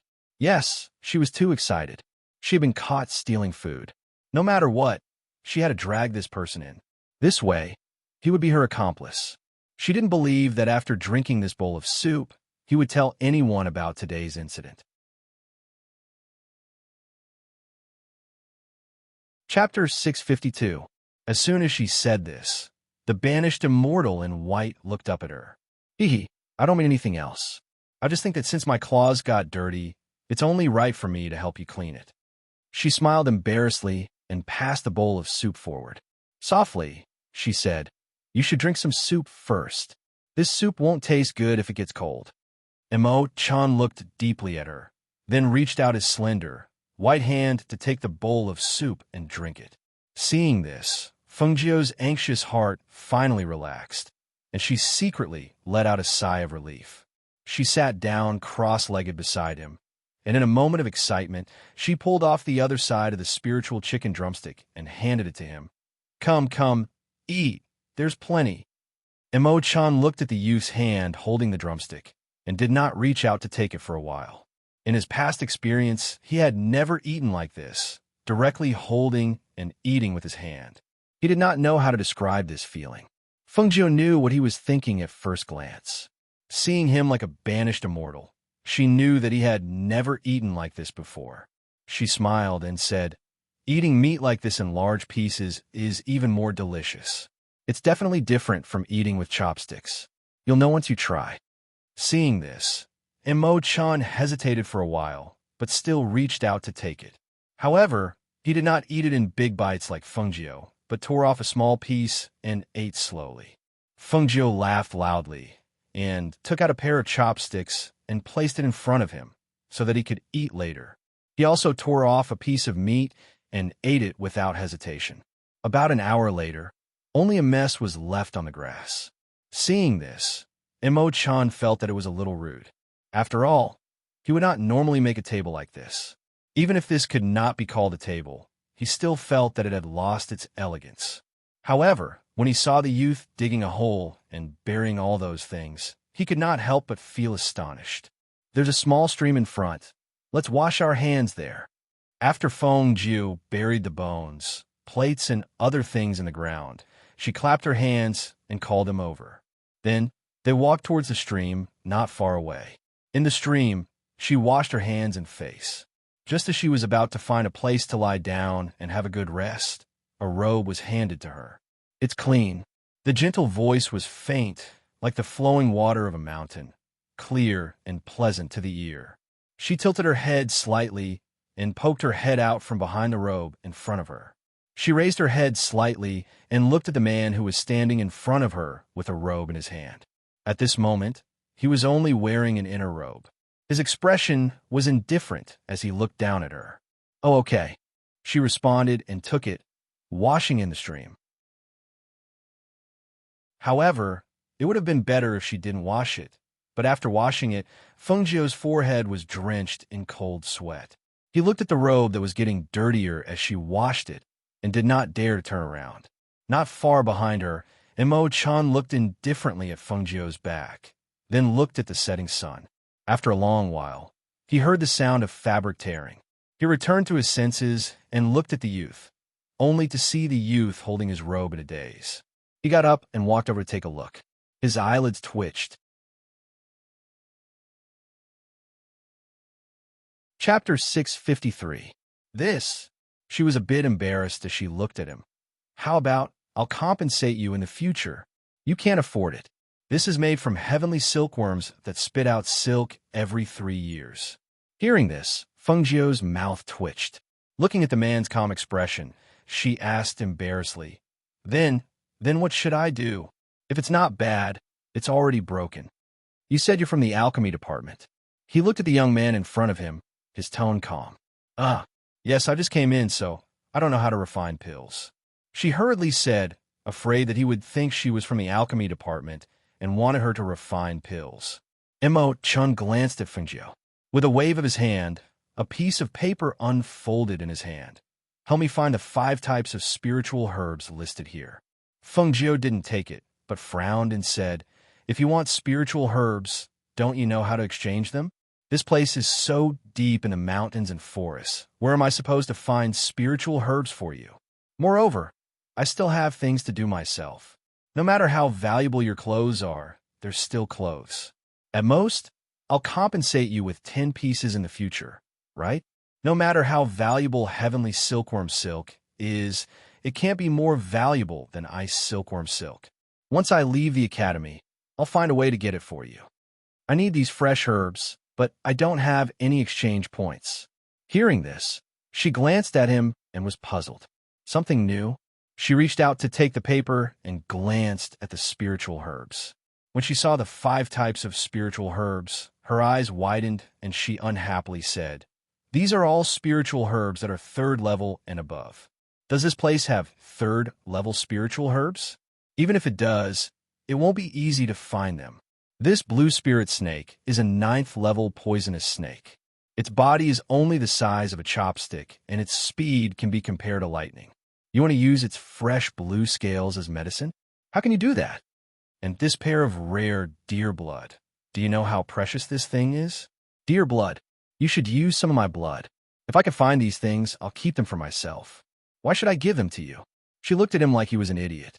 She crumpled the paper into a ball and stuffed it back into his arms. This young master is too lazy to care about you.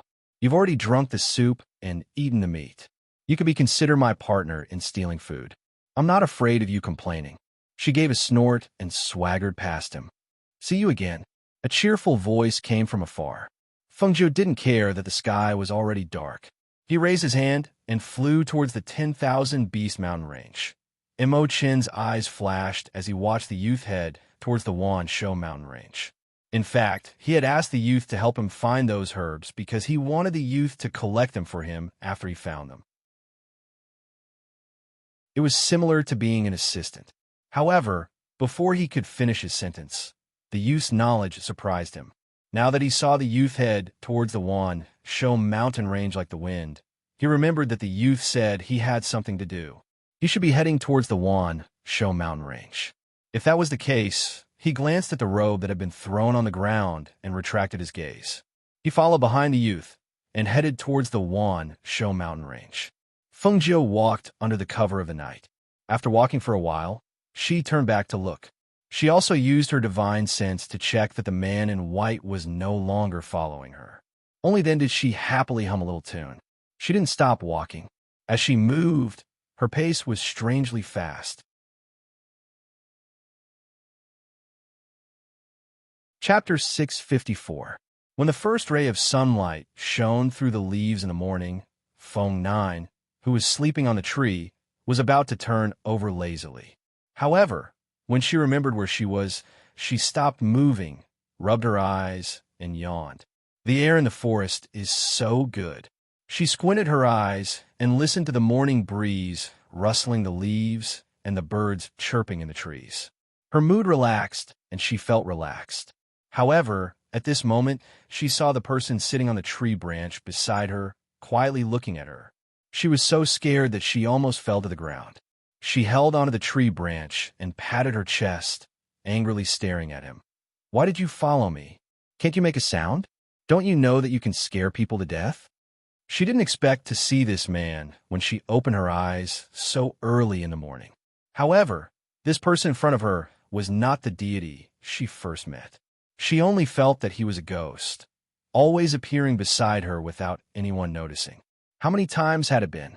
"I need your help," Emo-chan said indifferently, his gaze falling on the forest. "There are 5 types of spiritual herbs that I have. Don't joke around. Your strength is above mine. What do you need my help for?" Fengjiu waved her hand. "Out of the 5 types of spiritual herbs, 4 of them have to be obtained from spiritual beasts. You have to deal with them yourself. Don't drag me into it. I don't want to lose my life." Emo-chan looked at her and said, "You don't need to catch them. You just need to help me gather them." Hearing this, Fengjiu was slightly startled. She looked at him and asked, "You're a student of the Spiritual Academy, right? Why would a student of the Spiritual Academy be looking for those herbs? Or the Medicinal Academy? That's not right. You don't smell of herbs. Which academy are you from?" Emo-chan looked at Fengjiu and didn't answer. Instead, he said, "You ruined my heavenly silkworm robe." Hearing this, Fengjiu's mouth twitched. She speechlessly turned her head away. Suddenly, she realized that this man in white was really too much of a deity. Too much of a deity. Didn't she just ruin his clothes? Was there a need to accuse him like this? All right, I won't ask anymore, all right? But let's make a deal. You go catch them yourself. I'm only in charge of assisting you. I still have my own things to do. Don't bother me if there's nothing important." She curled her lips as she spoke. With a light leap, she landed steadily on the ground. Looking at her surroundings, she sat down on the ground, took out some herbs, and began to fiddle with them. It was too troublesome to look for the unicorn flame beasts in the forest. If they came to her obediently, it would be much easier to get the fire crystals. Seeing the youth sitting on the ground and fiddling with the herbs, he was startled and asked, "How much do you need?" "Half an hour," she replied without raising her head. "Follow me to the center of the 10,000 Beast Mountain range in an hour." The herbs he was looking for were all in the center area. They weren't in the periphery. I know. I want to go there too," she said as she quickly processed the herbs.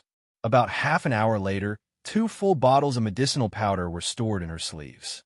Only then did she stand up and pat her robe. She said to the person who had been watching from the side, "Let's go." Emo-chan saw that he had settled the things on hand and listened to his words. He took a step forward. However, just as he took a step forward, the youth pulled on his sleeve. He looked back. The first thing he saw wasn't the youth's face, but the hand that grabbed his sleeve. Chapter 655. Emo-chan glanced at the young man, as if he just remembered something. With a flick of his sleeve, a green bamboo flute with jade tassels floated in front of him. He leaped onto the flute and was about to call the young man up when he saw the young man staring at the green flute with bright eyes. He even reached out to touch the tassels at the end of the flute. "This flute is so beautiful. Is it a bamboo flute? Has it been refined? Where did you get this bamboo? This green color is so pleasing to the eye." Fengjiu's eyes fell on the flute and could not move away. The flute grew bigger and bigger, and there was a spiritual aura around it. Even when the man in white stepped on it, he did not step on the body of the flute. The tassels at the end of the flute were swaying gently. It was so beautiful. Emo-chan was about to call him up when he saw the flute shake. The young man had already jumped up and put one hand on his shoulder. "Let go." He frowned slightly. He did not like to be touched by others, but he was touched by the young man again and again. Although he did not feel repulsed, he still did not like it, especially when a young man ruined one of his robes. "How do I let go? What if I fall? I can't fly," Fengjiu said as she stared at the flute at her feet. She felt that it would be nice to have something like this to hang around her waist. Emo-chan frowned slightly. He paused and said, "Hold on to the corner of your clothes." As soon as he finished speaking, he saw the young man holding on tightly to his sleeve. His eyes were still staring at the green bamboo under his feet. Seeing this, he did not say anything else. He controlled the flute with his spiritual power and flew towards the center of the Wansho mountain range. This was the first time she had flown in such a high altitude on an aircraft. The whistling wind brushed past her face, and it was unlike the airflow of a spaceship.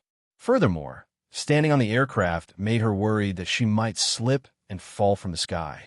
But it was undeniable that this feeling was really exciting. "What are you looking for here?" Fengjiu, who was thinking about something, suddenly heard the man in white ask her a question. She said, "To collect the fire crystals of the unicorn flame beast to earn contribution points." As soon as she finished speaking, she asked curiously, "What do you want those herbs for? Are you a student of the pharmaceutical department or a spiritual academy?" She was very curious about this. The person in front of him didn't say anything, as if he didn't hear anything. He looked ahead calmly until he reached the center of the mountain range. Then, he descended from the sky. Fengjiu jumped to the ground and watched him put away the flute. He couldn't help but turn around his waist. Did he take back the space? Just as she was thinking, she saw him form a seal with one hand and casually lay down a barrier. Seeing this, her eyes narrowed slightly. He was not a student. No matter how outstanding the students of Star Cloud Academy were, it was impossible for them to casually cast a spell and set up a barrier. This place can protect you. If you encounter any danger, just come in. The spirit beasts and ferocious beasts here can't enter this barrier. After he finished speaking, he tapped the ground with the tip of his foot and disappeared from Fengjiu's sight. "Hey!" Fengjiu shouted, but the man had already disappeared into the depths of the forest in the blink of an eye. "Teacher? Does this academy have such a young instructor?" She muttered to herself, but didn't pay any more attention to him. Instead, she walked out of the barrier to prepare for her trap. Chapter 656. Roar. With a low roar, one of the shadows pounced on Fengjiu. Its sharp claws created a gust of wind in the air. Fengjiu, who had his back facing the shadow, sensed the danger behind him. He instantly dodged to the side and quickly turned around. Then he laughed softly. "I was still wondering what it was. So it's a rank 9 Earth King beast." She laughed softly and glanced at the 6 Earth King beasts surrounding her. These beasts were shaped like dogs, but they had horns like cows, sharp teeth and claws like wolves, and a layer of black fish scales on their bodies. These beasts were about 1 meter tall. At this moment, they were staring at her covetously and drooling. In the next moment, 2 Earth King beasts pounced on her. They opened their mouths and revealed their sharp teeth as they tried to bite her neck. She immediately took out a dagger from her boot and jumped onto the back of one of the Earth King beasts.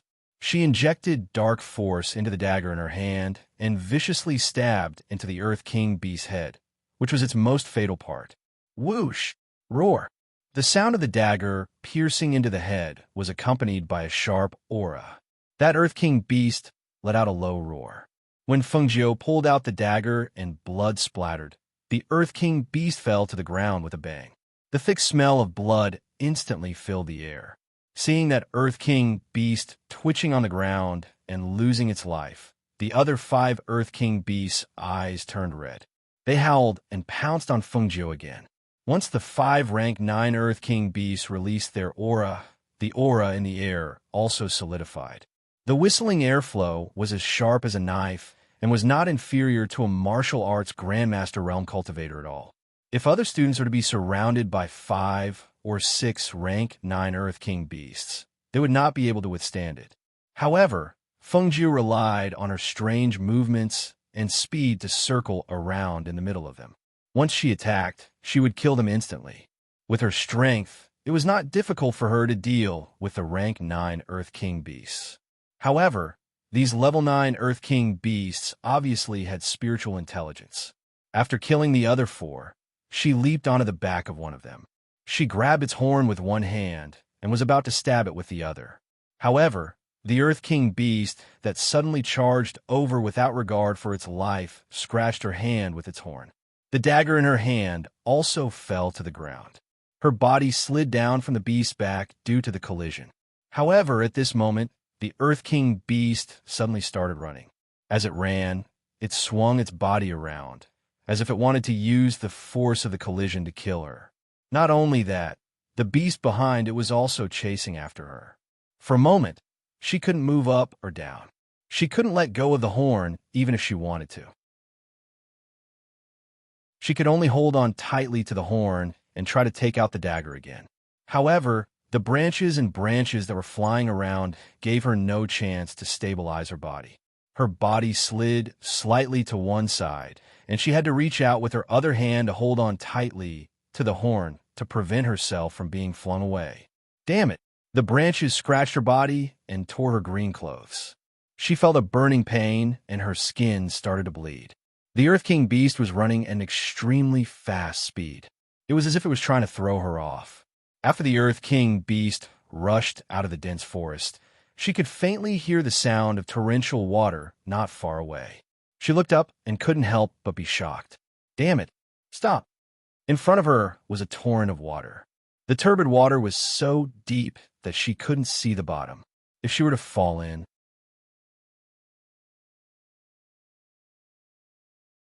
Chapter 657. Her heart skipped a beat. She could feel her entire body floating in the air. Due to the powerful impact and inertia behind her, she was thrown forward. Even if she wanted to stabilize her body, she couldn't pull it back. At this moment, seeing herself falling headfirst into the torrent, she couldn't even scream. She was calculating in her mind. Once she fell into the water, she could directly enter the space. This way, she could at least save her life. However, just as she was thinking this, she saw a white figure appear in the air. He grabbed her collar and pulled her back to the side. Instantly, she felt her mind become muddled. After a while, she came back to her senses. She saw the person in front of her waving his sleeve. A visible spiritual aura was released from his sleeve. It directly wrapped around the two Earth King beasts that were trying to escape and threw them into the torrent. Ouch! A frightened cry was heard, but it was drowned out in an instant. She looked at the torrent and heard the torrent engulfing the two Earth King beasts. You dare to provoke 9th rank Earth King beasts? Do you want to die? Mo Chen's eyes were filled with anger. If he had not heard the commotion and rushed back, this young man would have died here. Feng Jiu touched his nose and said, I didn't provoke them. They came to surround me. I couldn't run into the boundary at that time. She did not expect things to turn out like this. She did not even care about sacred beasts. Who knew that she would almost die in the hands of 9th rank spiritual beasts?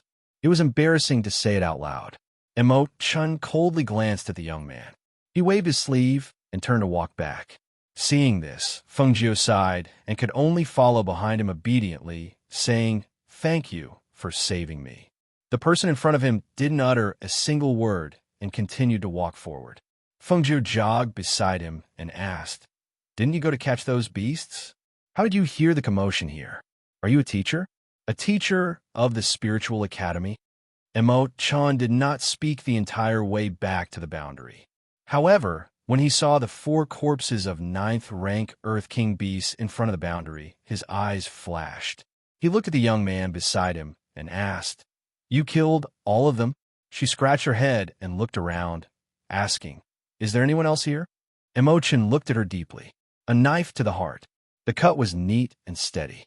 It could be seen that the speed was extremely fast. The control of Xian energy was also very exquisite. Otherwise, it would not be possible to do this. This young man, time and time again, brought him surprises. Go into the boundary and treat your wounds. Don't wander. He watched Feng Jiu enter the boundary before he left. Feng Jiu simply bandaged the wounds caused by the branches. Seeing him leave, she looked around and walked out of the seal.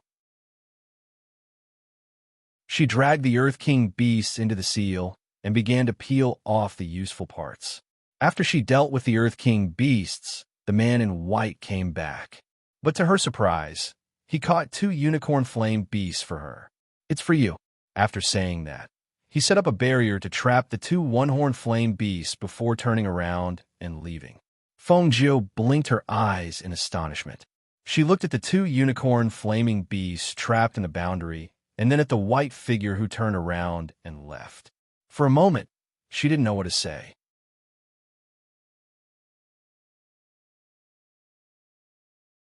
Chapter 658. The single-horned flaming beasts were of the fire attribute, so they could produce fire crystals every year. However, the fire crystals that fell off were usually swallowed by the beasts themselves as the fire attribute energy in their bodies. What if she could stimulate the fire attribute energy in their bodies and make them produce fire crystals in less than a year? Well, she could try. The herbs that could stimulate the fire attribute were not particularly precious. Just mixing a few ordinary fire attribute herbs together should be able to achieve this effect. Therefore, once the idea came up, she immediately went back to the other bounded domain and started working. About an hour later, pills the size of longans were formed in her hands. They looked like mud and did not have the smell of herbs. On the contrary, they had the smell of meat. Come, eat. She squatted outside the bounded domain and threw out 2 pills. The 2 flaming beasts only glanced at them and then snorted and turned their heads away.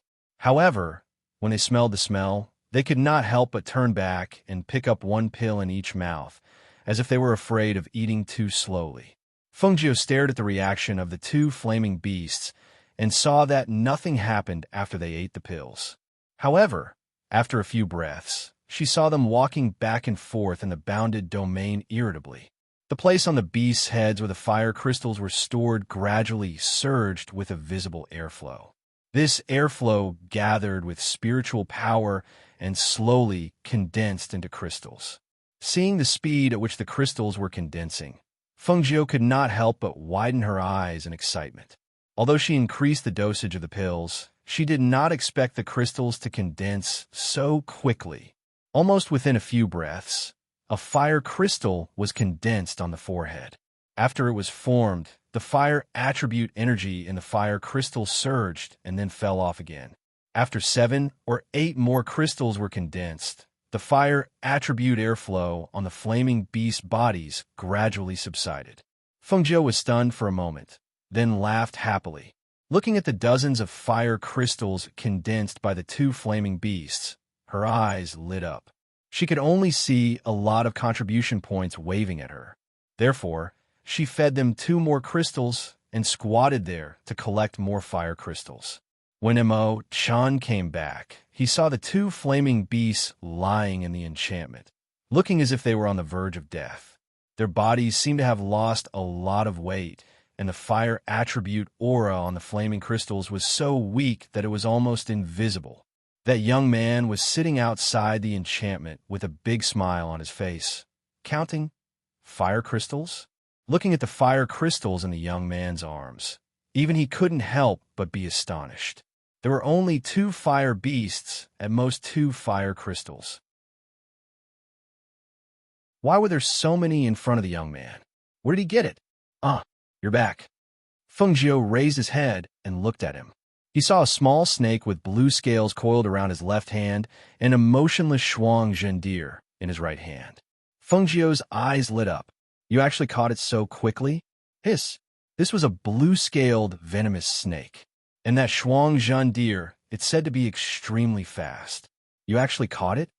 She hurriedly put away the fire crystals and ran over. She was very curious about the snake and deer in his hands. Imochen looked at the young man with a strange gaze. He did not ask where he got the fire crystals. With a wave of his sleeve, 2 ropes flew out and tied up the snake and deer. He said, "Don't go near them." With that, he removed the enchantment that trapped the flaming beasts. At the same time, he set up an enchantment between the snake and deer to prevent any accidents.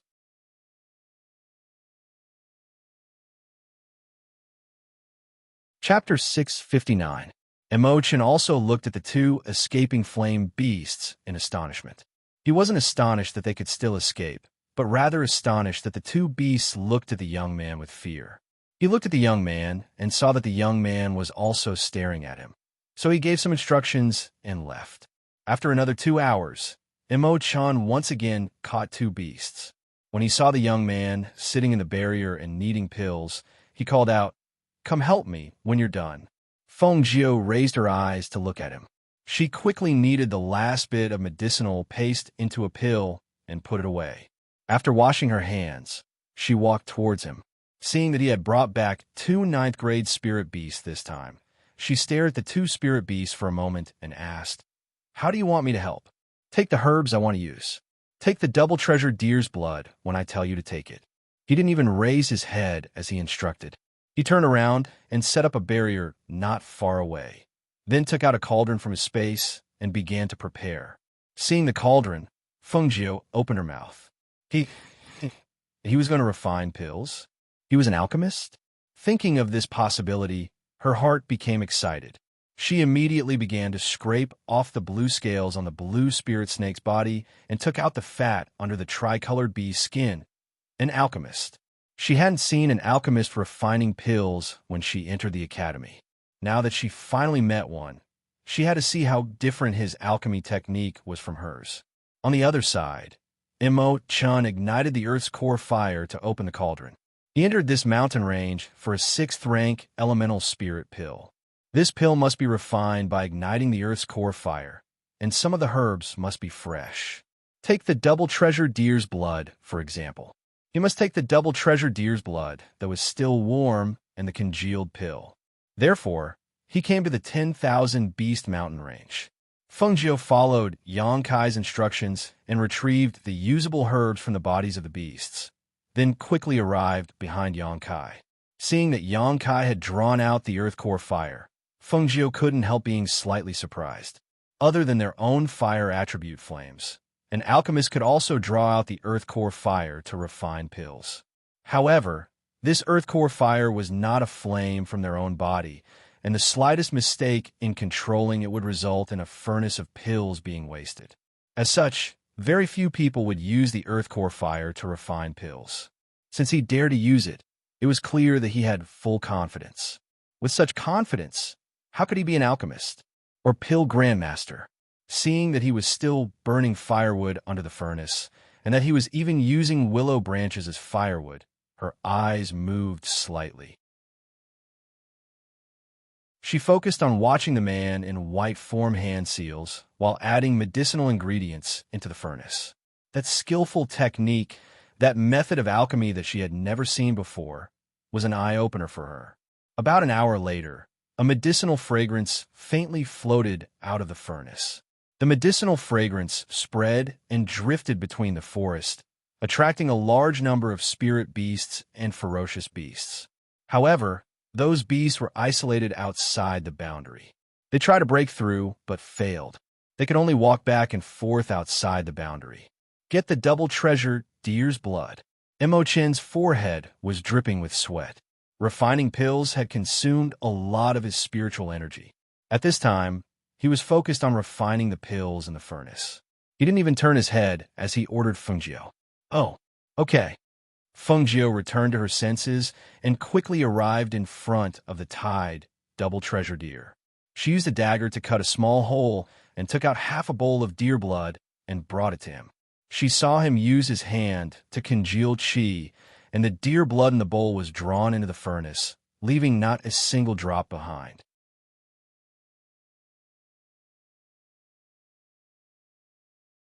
Chapter 660. She raised her head in astonishment and looked at the rolling clouds in the sky. She couldn't help but look at the man in white with excitement. He was refining a medicinal pill that was above the 5th rank. For an alchemist, pill recipes were extremely precious. Although she had a lot of pill recipes in her space, most of them were common ones. There were only a few that were above the 5th order.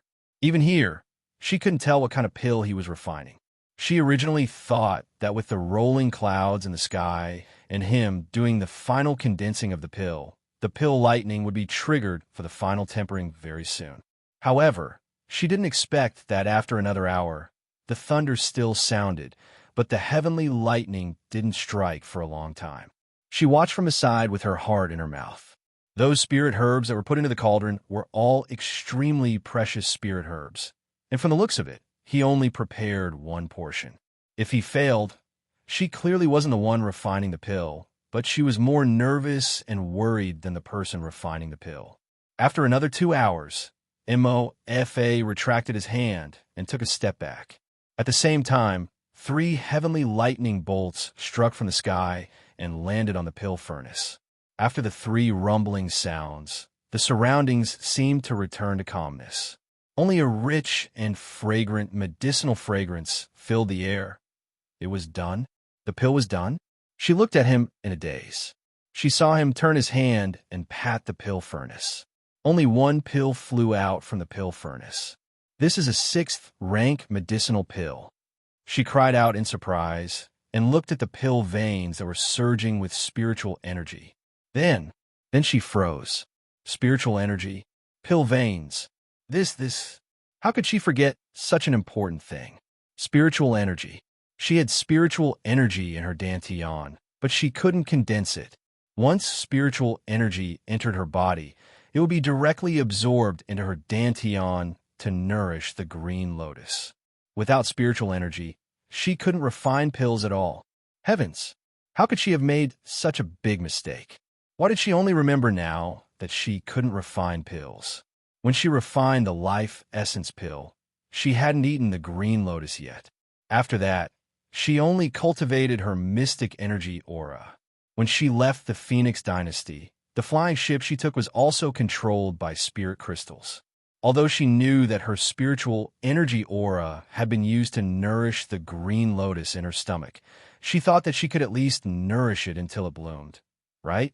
Since she couldn't cultivate her spiritual energy and couldn't build her foundation, she could cultivate her mystic energy. It wasn't a big deal.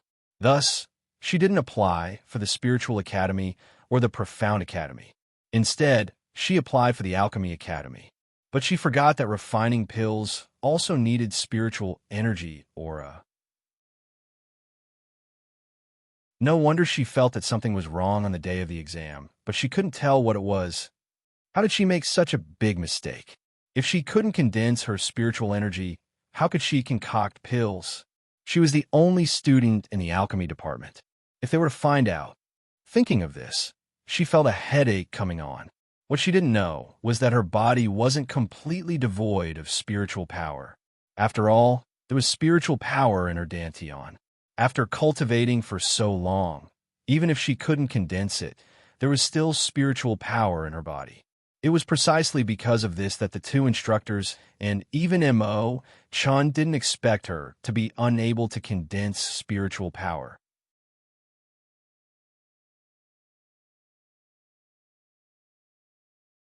Chapter 661. What's wrong with you? His heart was moved, but he had already asked the question. Fengjiu took a deep breath and looked at the person in front of her. She sighed and waved her hand. Nothing. No one could help her with this matter. She had better think of a way herself. She walked over and threw the blue spirit snake out of the barrier. As for the double treasure deer, she bandaged its wounds and let it go. These were all spirit beasts that could be used to make medicine. She couldn't kill them, in case she couldn't find them when she needed them in the future. Mo Chun didn't say anything. He just looked at the young man quietly. He saw that the young man had released the spirit beasts and was staring at the spirit beasts outside the barrier. Suddenly, the young man turned around and looked at him. Let's part ways here. Your pill has been refined. I don't plan on going back yet. Let's leave it at that. As she spoke, she tiptoed and lightly jumped out. She jumped onto a tree branch and went deeper into the forest. Seeing the young man leave, he was slightly surprised. However, he didn't chase after him.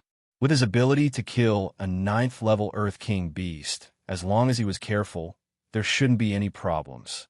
Moreover, the pill had been refined. He still had to go back and get someone to send the pill back. Thus, he waved his sleeves and removed the barrier. At the same time, he leaped into the air and flew back on his flute. Fengjiu skimmed through the forest, following the tracks of the 2 flame beasts from before. When she found the flame beast territory, she set up a formation around it so that the flame beasts couldn't leave. Then, she threw out her pill and began to collect fire crystals. For half a month, other than the unicorn flame beast, she also collected a lot of fire crystals from the surrounding spirit beasts of the fire attribute. Those spirit beasts that were originally full of vigor had all lost a lot of weight after condensing dozens of fire crystals.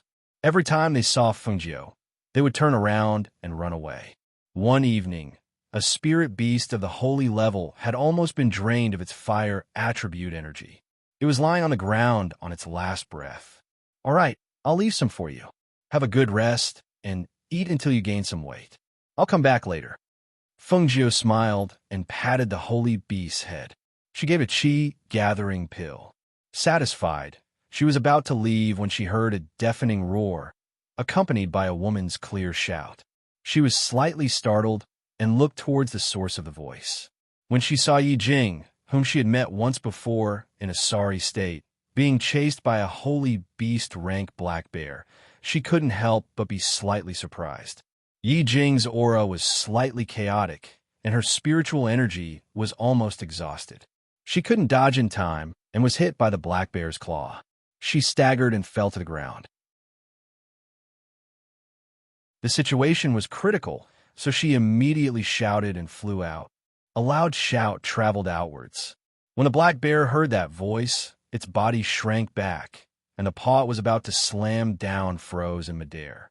It turned its head around to look in the direction of the voice, and when it saw that it was indeed that human, it immediately shriveled up, let out a roar, and crouched down on the ground.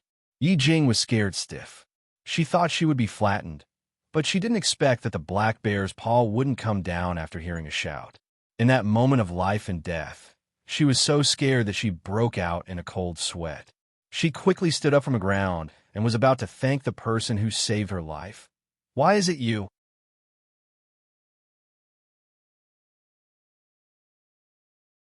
Chapter 662. He, isn't it me? She laughed awkwardly. Seeing that Yi Jing was guarding against her, she scratched her head and smiled embarrassedly. "What a coincidence. You're injured? Let me help you bandage it." Don't come over." Her face turned pale, and she stumbled back. However, her ankle was twisted, and she fell back to the ground. "Ah!" She gasped and held her ankle with one hand. She broke out in a cold sweat from the pain. Fengjiu shook his head. Look, you're injured, right? I won't do anything to you. Why are you so nervous?" She walked over and squatted down in front of her under her wary and panicked gaze. She reached out and was about to pull up her skirt slightly when she saw her shrink back abruptly. What are you trying to do?" Fengjiu looked innocent and spread his hands. "I'm just looking at your injury. Your skirt is covering it, so I can't see it. I have to pull it up. Don't mess around."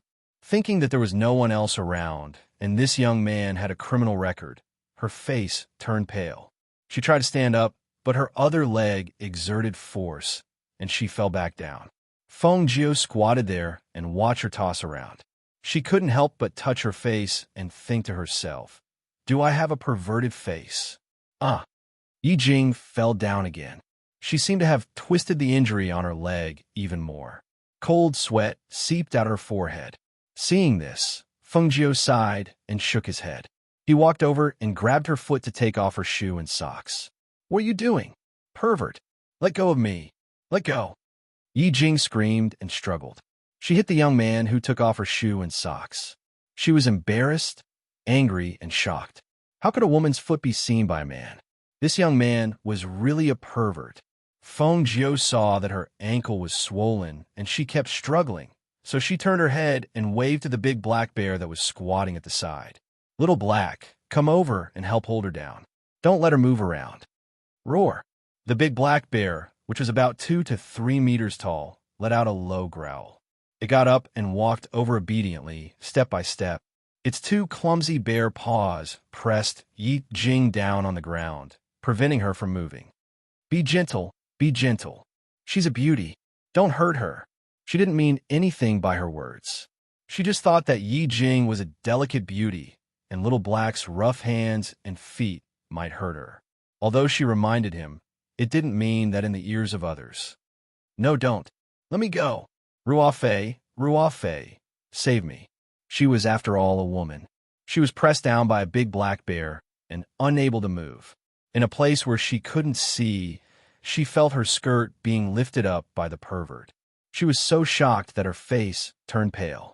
Her panicked voice was accompanied by a terrified cry for help, hoping that her good sisters could hear her and come to save her. Fengjiu shook her head. She didn't know that she was such a failure as a person. She originally thought that Yi Jingba wasn't a bad person after saving the child, so she wanted to help her. She didn't expect that she would treat her as a flower thief. But, Ruofei, did Yi Jing come here with a companion? A faint light flashed in her eyes. She raised her eyes slightly and looked at the trees not far away. There was a slightly chaotic aura there just now. At this moment, she looked up and saw a woman hiding behind the tree and looking at her.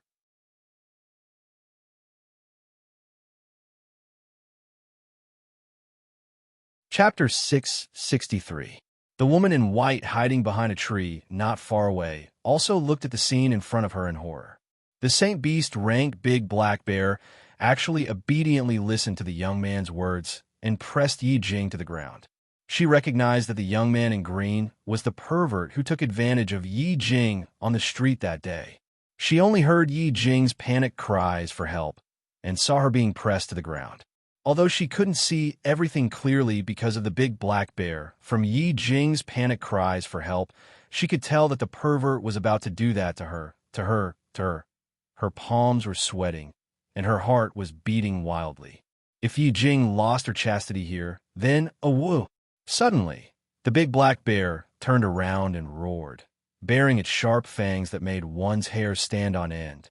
The pressure of a saint beast spread outwards like ripples, scaring Bai Ruofei, who was hiding behind the tree.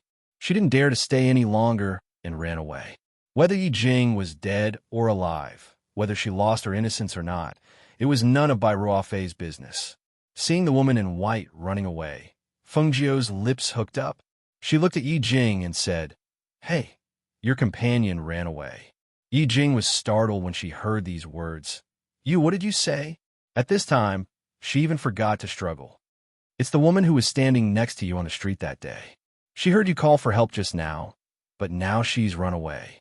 As she spoke, she checked Yi Jing's ankle. Seeing that it was only a sprain and not a bone injury, she took out some medicine and applied it on her ankle. After rubbing it for a while, the medicine seeped into the skin and soothed the hamstring. Yi Jing's body stiffened, completely not noticing Fengjiu's rubbing and pressing. Her mind was thinking, did Ruofei really hear her call for help? Then did she go to find someone to save her? She didn't want to think of her friend as someone who didn't save her. She thought that with this pervert and the Saint Beast rank big black bear here, it was normal that she didn't dare to come and save her. She should have gone to find someone to help her. All right. Fengjiu stood up and stepped back. Xiaohei, let her go. The big black bear howled and obediently let go. It wanted to leave, but it secretly glanced at Fengjiu and saw that she was smiling at it. It was so scared that it squatted at the side obediently. Yi Jing, who was lying on the ground, came back to her senses when she heard the sound. She glanced at the young man who had already retreated, and her gaze fell on her bandaged ankle. Her face couldn't help but heat up. She was a little embarrassed, a little apologetic, and also a little surprised. It seemed that she had really misunderstood this young man. "I'm sorry." She lowered her head and apologized. "It's okay. Who told me to look like a pervert?" She waved her hand and sighed. Hearing this, Yi Jing's face turned red, and she lowered her head even more. "I'm sorry. I really didn't mean to misunderstand you." I know. Who asked me to attack your chest the first time we met? It's normal for you to misunderstand." She spoke quickly. Although it was the truth, when she heard this, she didn't feel anything. After all, there was nothing to be embarrassed about between two women. But Yi Jing was different. When she heard this, her entire face turned as red as a cooked shrimp. She quickly raised her head to look at the young man, but saw his indifferent expression. It was obvious that he didn't mean to mention it like that. She couldn't help but bite her lip and lower her head.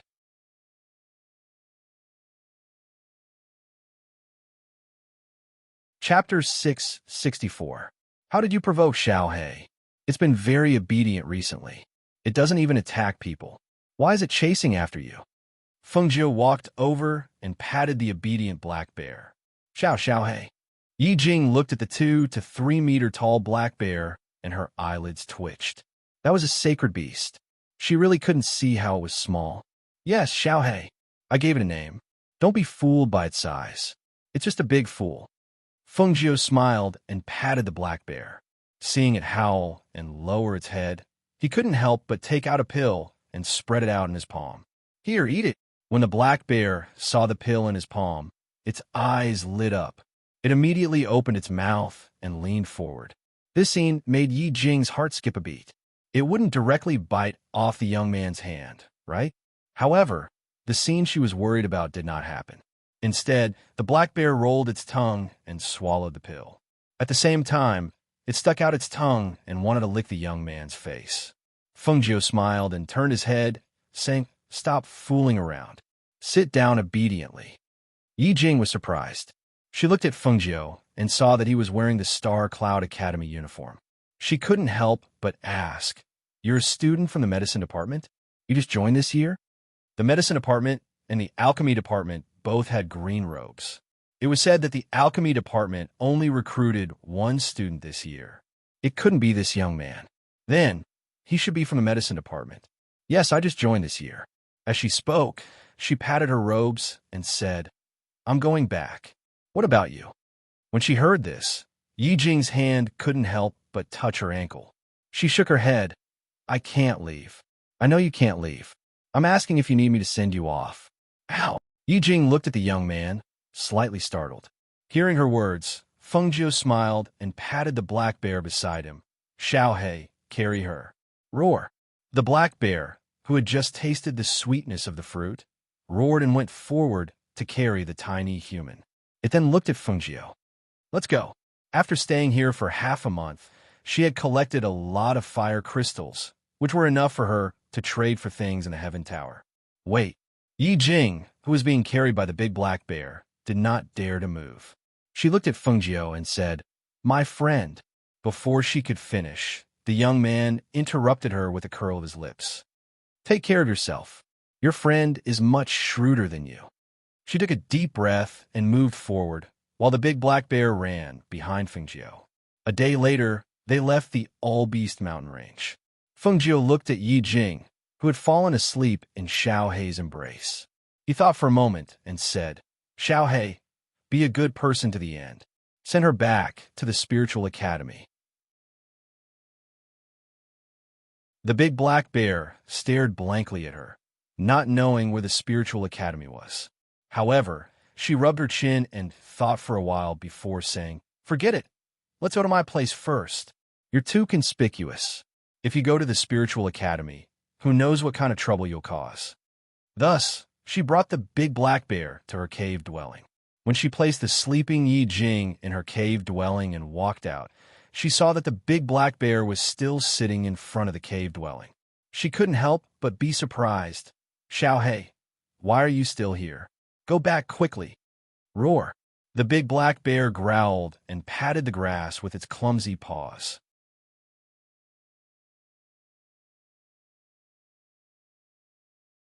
Chapter 665. Roar! The big black bear growled and rubbed itself against her.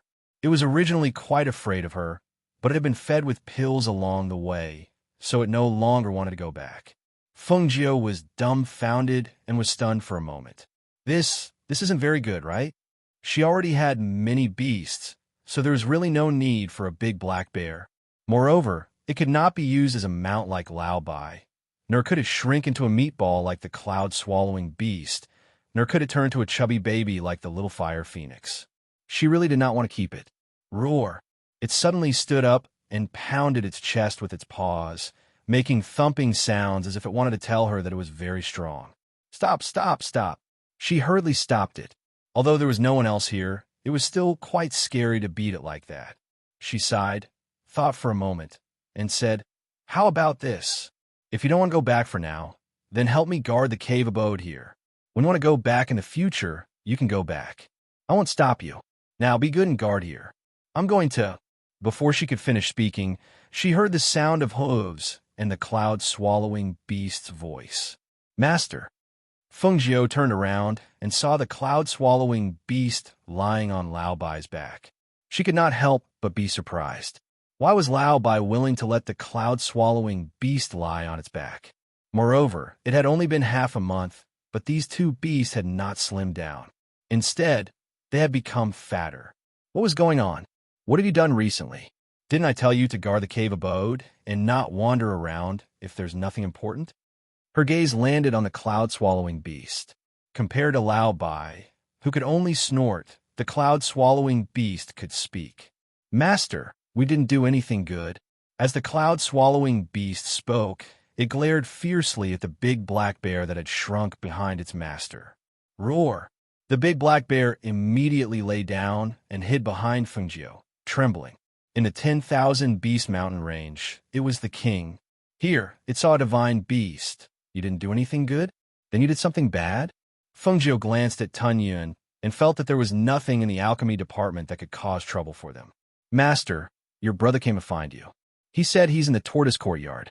The cloud-swallowing beast hurriedly changed the topic, and then it lay on Senior White's head, not daring to raise its head. Seeing this, Feng Jiu raised his eyebrows. He didn't ask what they had done during this period of time.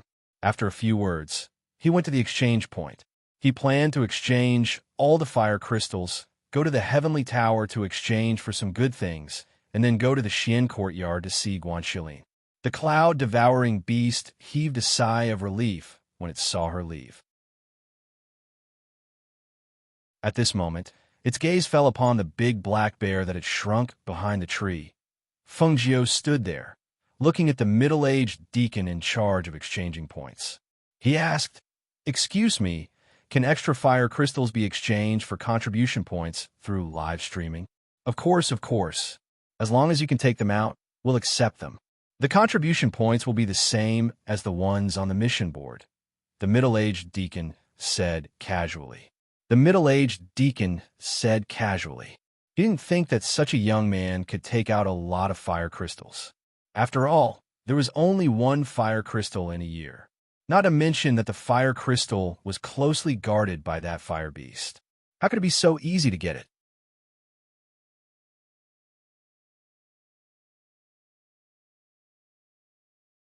Chapter 666.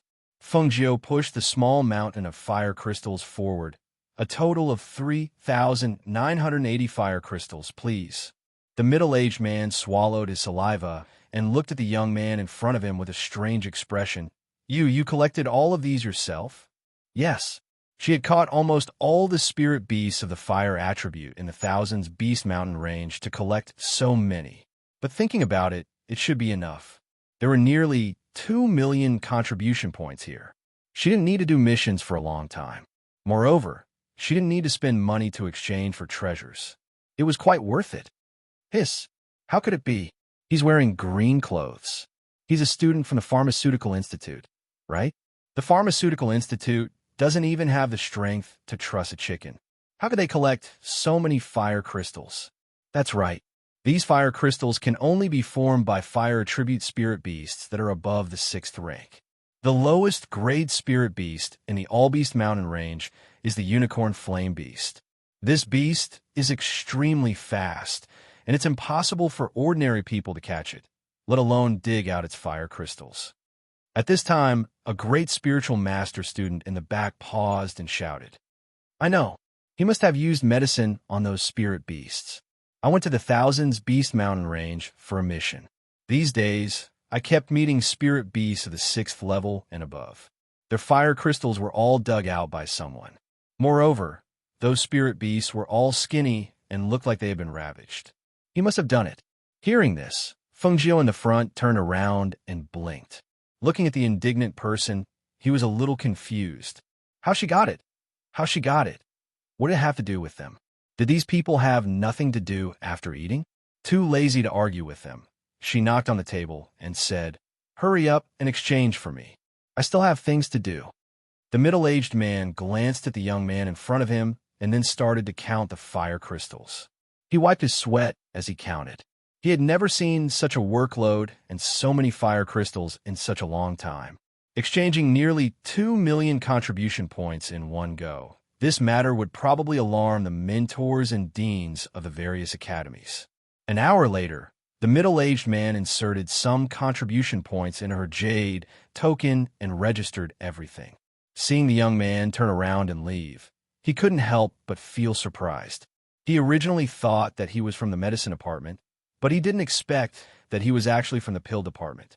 The pill department didn't have many students in recent years, so this youth should be the one who just entered this year. Seeing the young man leave, the few students who were exchanging contribution points looked at each other and left as well.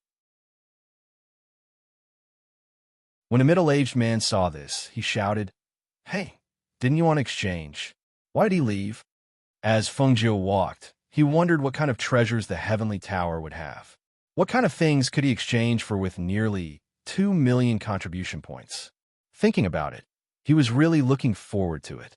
However, after walking for a while, the road ahead was blocked by a few people. She looked up and was surprised to see the people standing behind her at the exchange point just now. She asked, "What are you doing?" "Brat, you're from the medicine department, right? The students of the Pharmaceutical Institute should have a lot of good stuff, right?" One of them crossed his arms and smiled at the skinny young man in front of him, completely ignoring the gazes of the surrounding students. Obviously, this wasn't the first time he had done this. Fengjiu was stunned and his eyes widened. This was extortion. Was this an old student bullying a new student? She had long heard that such things would happen in some institutes, but she didn't expect to encounter it.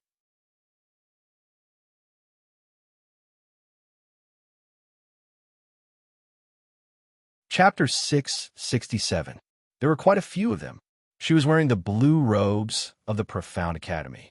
At this time, should she obediently hand over the Cosmos sack with both hands? Or should she just teach them a lesson? Or perhaps he could drug them without them noticing? If she encountered someone she couldn't fight back against, how would she react? She frowned and thought hard. After thinking about it, she decided to forget about it. The Academy forbade internal fighting. Even if she wanted to fight, she would have to fight on the competition stage. She glanced at them and saw that their chins were slightly raised, their faces as if she didn't dare to do anything. She suddenly revealed a smile. "There are many people here. Why don't we go over there?" Her small finger pointed at a small path not far away. They looked at each other and grinned. They signaled Fengjiu to go first and followed behind her to the small path. Some of the surrounding students saw this and shook their heads. Why did those people target the students from the Medicinal Academy? They are local tyrants. They have done many things in private. That young man looks like a new student. It's no wonder he doesn't know anything. Should we inform the teachers about this? It has nothing to do with us. Why do we care so much? If those people find out, won't they teach us a lesson? The surrounding students spoke one by one. They only watched from the sidelines and didn't plan to interfere. However, not long after, they saw the young man in green clap his hands and walk out of the small path. When he walked in another direction, they couldn't help but be startled. Why did the young man come out? Where are those people? Where are those people? One by one, they spoke in astonishment. In the end, they couldn't resist the curiosity in their hearts and walked towards the small path. However, when they saw the scene on the small path, they couldn't help but widen their eyes in astonishment. This seemed to be a little different from what they had imagined. They saw that those people were hanging upside down from the tree beside the two people on the small path. They were only left with a pair of boxers. At this time, they were all unconscious and swaying among the trees like upside-down lanterns. It was very strange. The students swallowed and asked, "Do you think we should go and untie them? Are you full and have nothing to do? We didn't tie them up. What if they blame it on us later? Let's go. These people deserve it. Let them hang there and make a fool of themselves." As the students spoke, they glanced at the unconscious people hanging upside down and quickly left, as if they had never seen such a scene. On the other side, Fengjiu hummed a little tune as he arrived at the Heaven Tower. Only then did he slow down and walk forward. He handed the jade token to the elder of the Heaven Guard Tower and smiled. "Teacher, I'm here to exchange for treasures." The old man took the jade token and glanced at the young man. "Exchange for treasures?" This was the first time someone had stated their intentions so directly. Every mystic artifact costs a different amount of contribution points. Go in and take a look. If you find something you like and you have enough contribution points, you can exchange for it, the old man said as he registered the information on the jade token. Student of the alchemy department, Fengjiu, 16 years old. Thank you, teacher.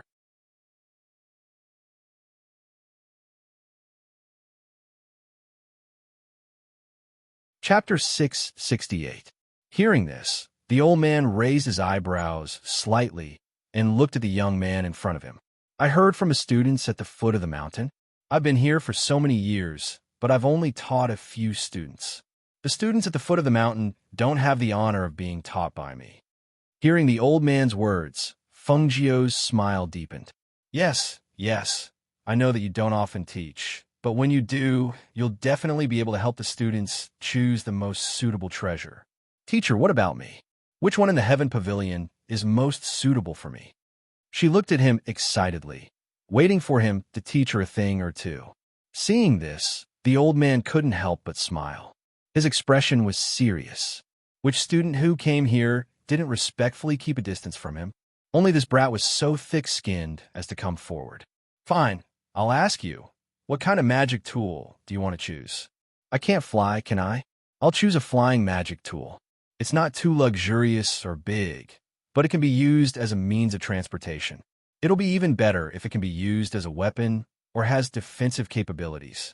She smiled embarrassedly and stared at the old man with shining eyes. You have a lot of requirements. He sneered and glanced at Fengjiu. On the second floor's innermost shelf, there's a mahogany box with a rainbow glass feather in it. After dripping blood on it, it can be used as a flying device or as a decoration to hang around your waist. This feather also has defensive capabilities. This weapon was made by a former weapon refiner of the Academy. It can withstand 3 attacks from a golden core cultivator and 1 attack from a nascent soul cultivator. Many students in the Academy have their eyes on this rainbow glass feather, but this feather costs 1,800,000 contribution points. Speaking up to this point, he glanced at the young man. Good things cost a lot of contribution points, but it's not like there aren't any that cost less. Take the second floor of the third row on the first floor. There's also a flying device. It only costs 5,000 contribution points. Thank you, teacher. Fengjiu bowed respectfully to him. 1,800,000 contribution points. That was almost all she had. She was still thinking about how she could get so many contribution points and not have to worry about it for a long time. She didn't expect that it would be gone after a trip to the Heaven Pavilion. Rainbow glass feather? She wanted to see what kind of feather was worth so many contribution points. Following the old man's instructions, she went directly to the innermost shelf on the second floor and took down a mahogany box on the top floor. The moment she opened it, 7 rays of light shot out like a rainbow. That kind of dazzling and beautiful light made her fall in love with it at first sight. No woman could resist beautiful things. This feather was simply too beautiful. It was only the length of a palm and looked like an ordinary feather. What was different was that it was flowing with 7-colored light. Layers of flowing light streaked across the feather like water ripples, one layer after another. It was dazzling and beautiful. This is it. She picked up the mahogany box and walked out. She came to the old man and placed the box in front of him. Teacher, I'll exchange it for this. The old man glanced at the mahogany box and asked, Do you have that many contribution points? There is. I just came back from a mission to exchange for it. She grinned and handed the jade tablet over again.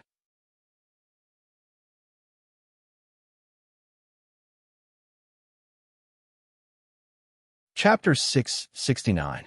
So much. Didn't your identity, jade, token show that you just entered the academy? He couldn't help but ask, glaring at the youth. Or, do you have someone backing you up? Fengjiu was stunned. She scratched her head awkwardly and said innocently, I don't have anyone backing me up. I earned this myself.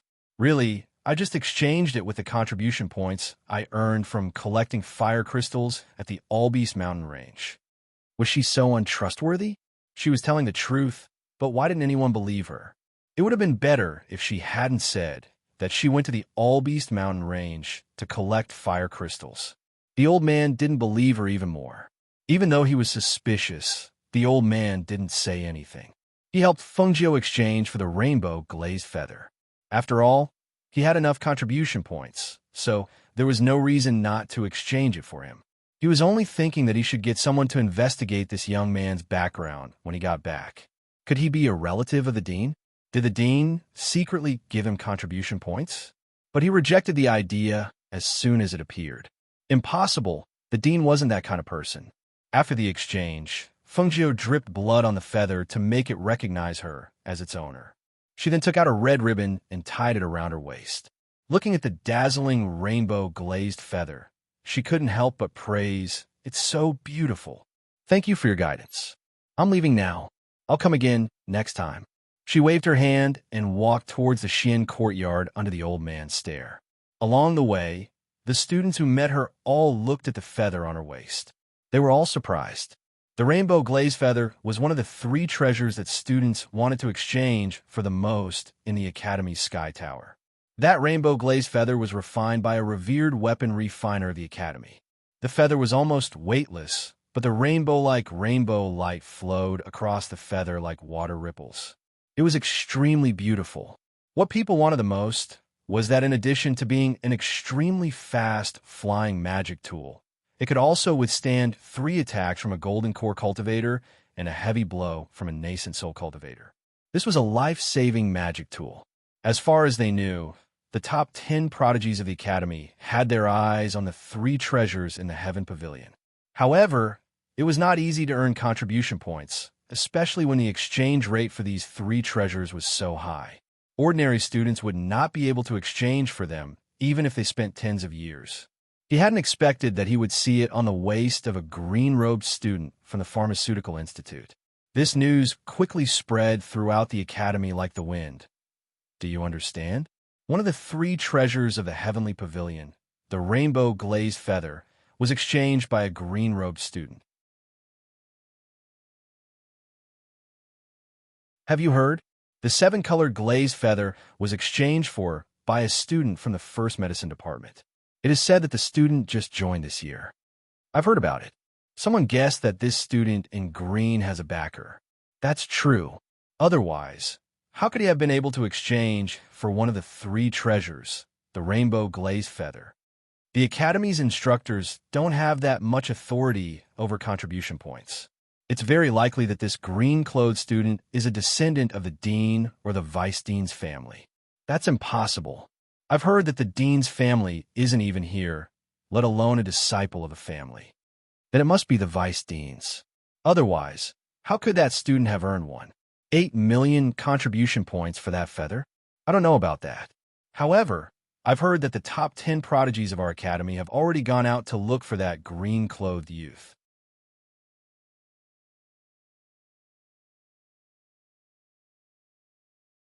Chapter 670. Climbing up the main peak of the Profound Academy. He looked at the groups of students.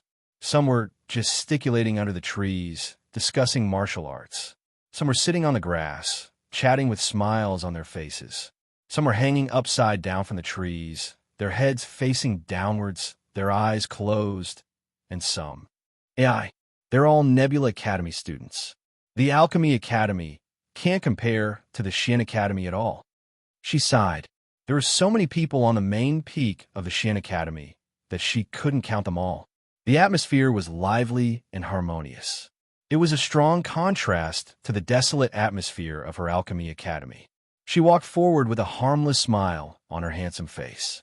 She politely cupped her hands and asked a student of the Xian Academy, "May I ask?" As soon as she said that, before she even got close to that student, she saw that student pointing at her and crying out in alarm. "Look, the green-robed youth is here. He actually came to our Xian Academy." Almost as soon as she said this, everyone's eyes turned to her. Even the person on the tree with his eyes closed jumped up and opened his eyes to stare at her. What is this?" she asked in confusion. Looking at the students surrounding her, she couldn't help but take a step back. She saw that even the road behind her was surrounded by people, all of them staring at her. Then, their eyes fell on the rainbow glass feather at her waist. What were you doing? I exchanged for this. She instinctively covered the feather at her waist and stared at the crowd vigilantly. Kid, where did you come from? You exchanged for the rainbow glass feather in less than a month after entering the academy? Where did you come from? Fengjiu was stunned and said innocently, I don't have any background. I earned this myself. In all honesty, it was rare for her to obediently do missions to earn contribution points. Why was everyone asking her where she came from? Are you joking? You earn it yourself? The top 10 geniuses of the Rainbow Glass Feather Academy are all watching. They can't even earn one. 8 million contribution points to exchange for it. You, a rookie who just entered the academy, earned it in less than a month? Would anyone believe me? Fengjiu's mouth twitched. Rookie? She was called a rookie again.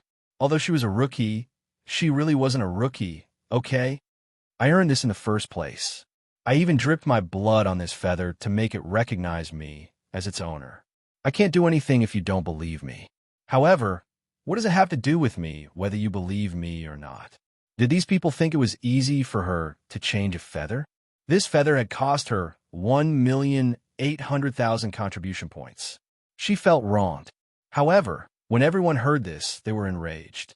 They all glared angrily at the innocent and aggrieved youth in front of them. How is it not related?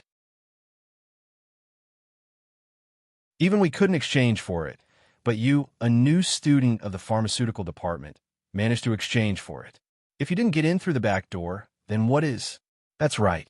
A treasure that even the top 10 prodigies of the academy couldn't exchange for was given to a rookie like you. How could it not be related to us?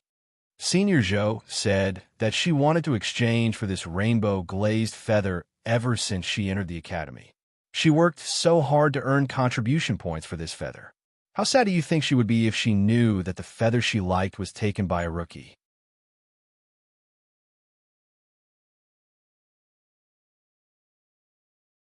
Chapter 671. However, just as she was about to step back, she was blocked by the students behind her. Trying to leave? Since you're here, don't even think about leaving without explaining yourself. One of the students snorted coldly, crossing his arms as he stared coldly at the youth in green. That's right. Don't leave without explaining yourself. Another student said, blocking Fengjiu's path of retreat. Seeing this, Fengjiu blinked in astonishment and stared at them. What are you guys trying to do? Are you bullying me? Let me tell you, don't do anything rash. Hee hee, you dare to wear that rainbow glass feather in public, and you're still afraid of people messing around?